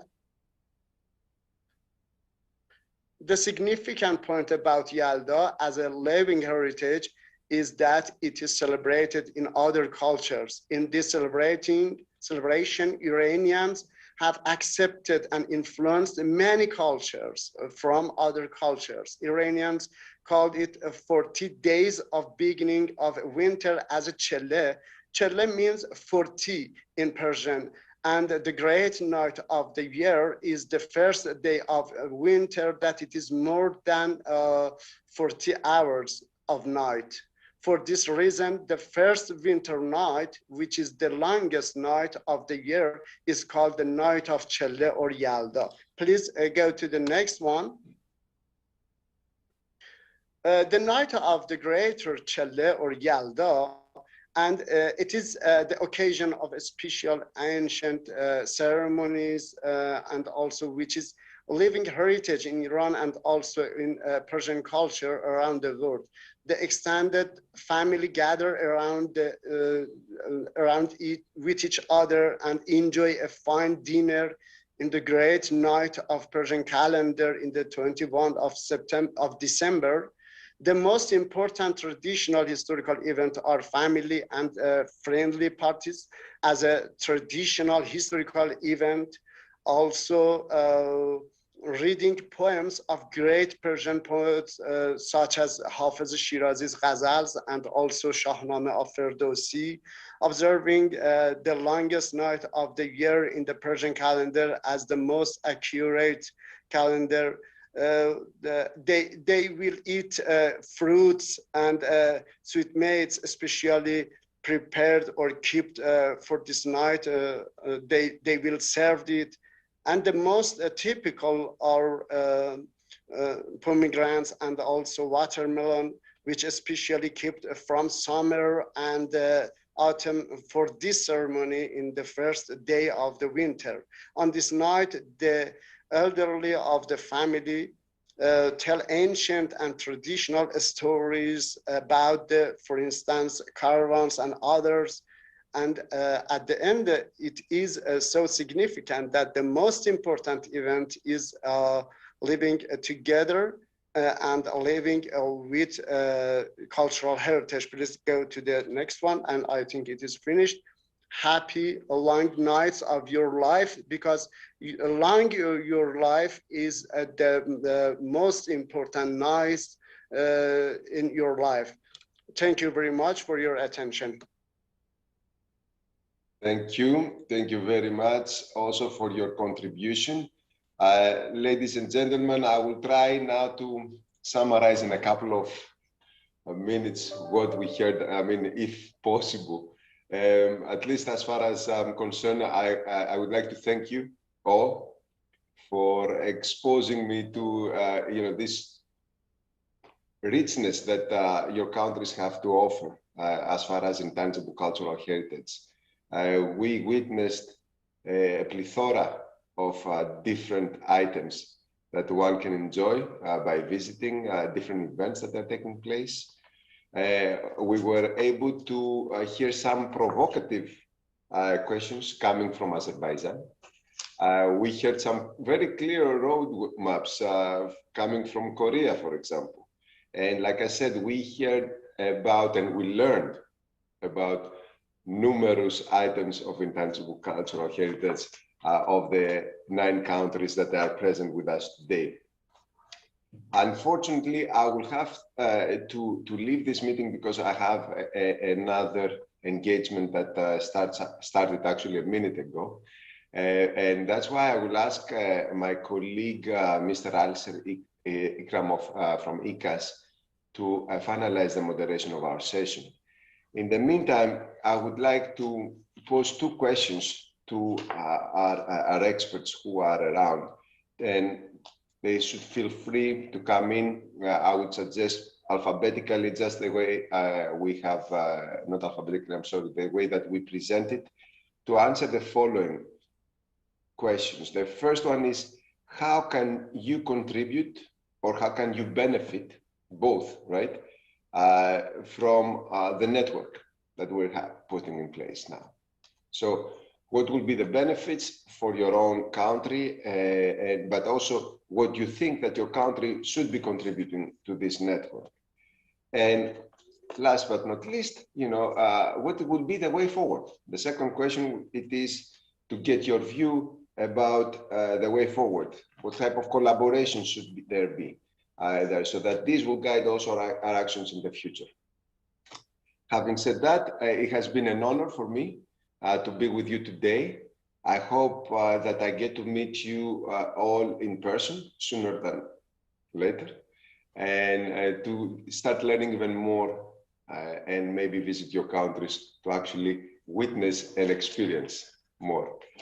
Thank you very much. This is all from my side. I would like to thank also Mr. Ikramov for stepping into my shoes in such a short notice, and thank also the organizers for an excellent event. Have a great day, everyone, and see you soon. Bye. Thank you very much, Alejandros. Thank you very much. So the question been put in front of our distinguished delegates. Now the floor is open, and please, the 3 questions been put by our distinguished moderator. From your point of view, the benefits you are expecting from the network, the contribution to the network which we could expect from the member states, and the way forward. I mean, what's the future, of this network? And ladies and gentlemen, we have all of you as a very distinguished. We already shared with all of you your biodata, your great experience in intangible cultural heritage, in the working in different international organizations, regional organizations. Therefore, your all opinions will be very, very important for the future and for the success of this network. The floor is open. You know how to raise? You can raise hand by putting special. Okay, we have just 10 minutes. So therefore, I'm not pushing everybody to ask, but maybe, okay. So please, Sarul Arslan, you have the floor. Lady first. Switch on your microphone. Sorry, thank you. So as we say, together we can stand strong. So we will be bring the mutual understanding promotion at the international and the global level, sharing good practices and learning from each other. So in the future, the network can, under the umbrella of the network, that can operate the NGO networks, joint programs, and joint researches, exhibitions, and festivals. There are a lot of things we have to do together. Thank you. Thank you very much. Thank you very much. So now, the same 3 questions to the rest of delegates or participants, because of course tomorrow during the coordinating bureau we will discuss maybe in more concrete terms work plan for next year. So maybe if you will come up with some concrete proposals, because in some of the presentations already been some proposals, concrete proposals for the network, what to do. But currently, let's just brainstorming in terms of what your expectation, what's your possible contribution, and what's the way forward. Thank you very much, Sarul Arslan. So anybody else, please? Any volunteers?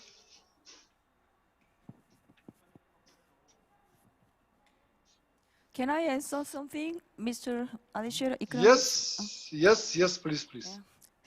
Thank you very much. Your very nice question. First of all, I would like to answer the first question for the benefit. If you ask the benefit of Intangible Cultural Heritage Network, through this, I think we can make some very close connection between Silk Road countries. In terms of Korean government, I can say that I already told you in the presentation, we can make some cultural complex through this intangible cultural heritage. It means cultural and historical community to come together. Through this way, in case of South and East Korea, we can make some sustainable peace formation, and further we can expand the whole country. We can make some. We can help to make peaceful relationship between each countries. For example, you know, the Afghanistan. In case for the we have nowadays we have very secure problem in the world. Through this connection, we can solve the problem in the political, and further we can formation of the. We can make some community for political and economic connection through intangible cultures, also at the same time by making cultural and historical community. Second thing, in the future, what was the second question? Second question. So maybe you asked that aside from festival related to living heritage, how can your country contribute to network in the future? I can say that I want to recommend to Korean government, we have to make a research institute to research the comparison and more deeply research between Silk Road countries. So we have to not only we make archive or some networking. Through this, we have to research and further study about intangible cultural heritage. In that case, we can make some deeply understanding between each countries in the Silk Road countries. So, third question was what kind of special collaborative project we can do in the future.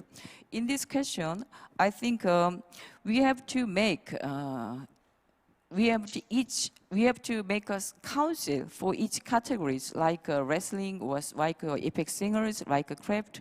But in terms of not only governmental side, governmental and some kind of successor or some scholar, many aspects we have to make some council and to communicate each other. We need this. In that case, I think we can we can go further study and deeply connection in that way. Thank you very much.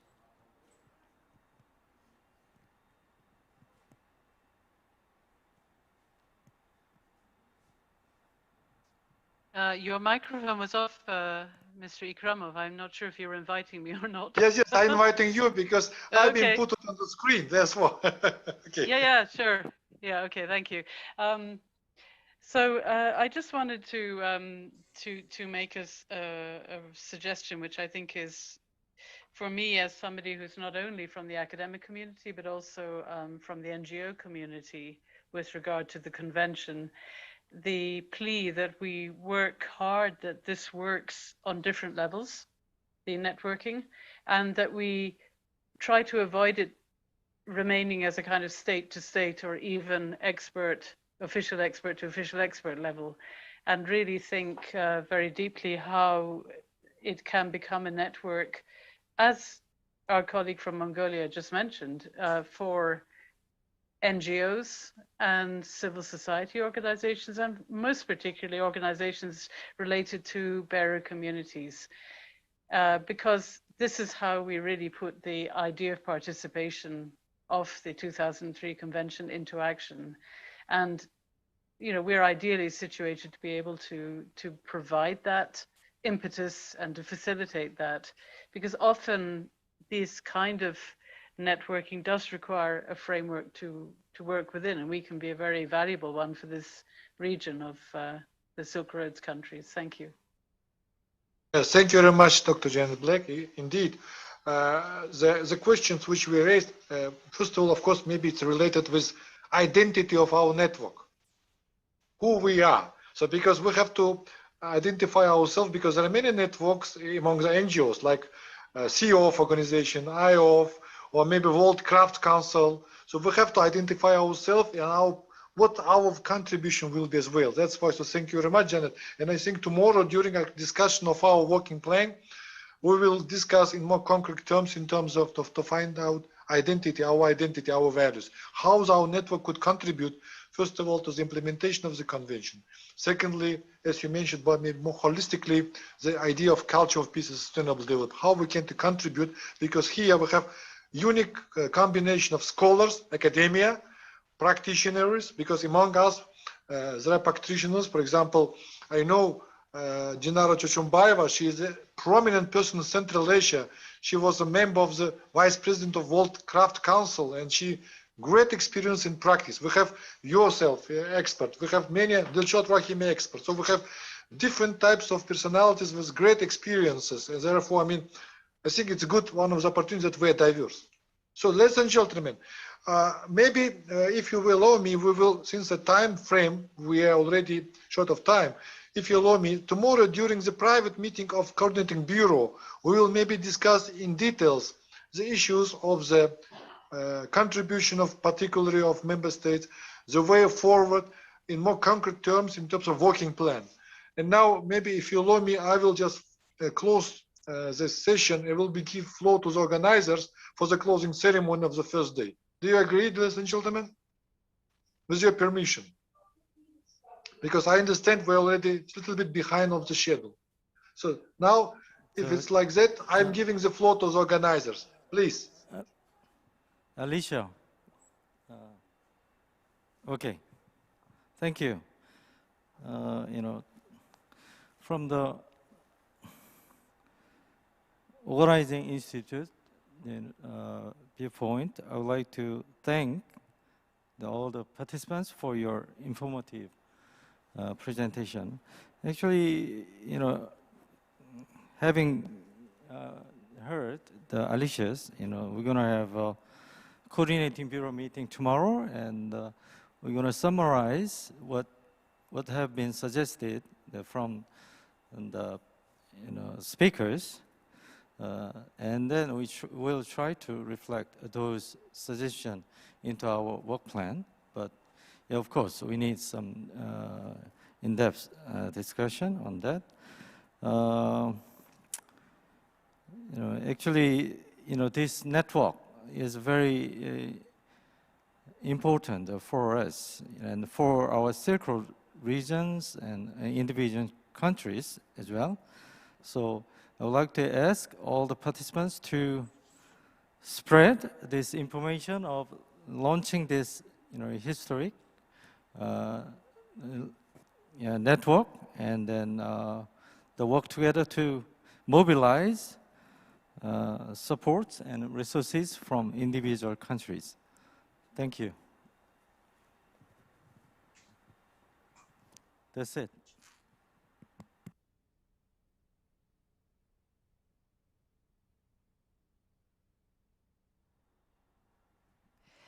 Thank you very much, ladies and gentlemen, for your active panel discussion. So I'd like to once again thank all of the moderators, speakers, and panelists. So before closing this forum, we will take about 5 minutes to organize the stage again, and we will see you in 5 minutes.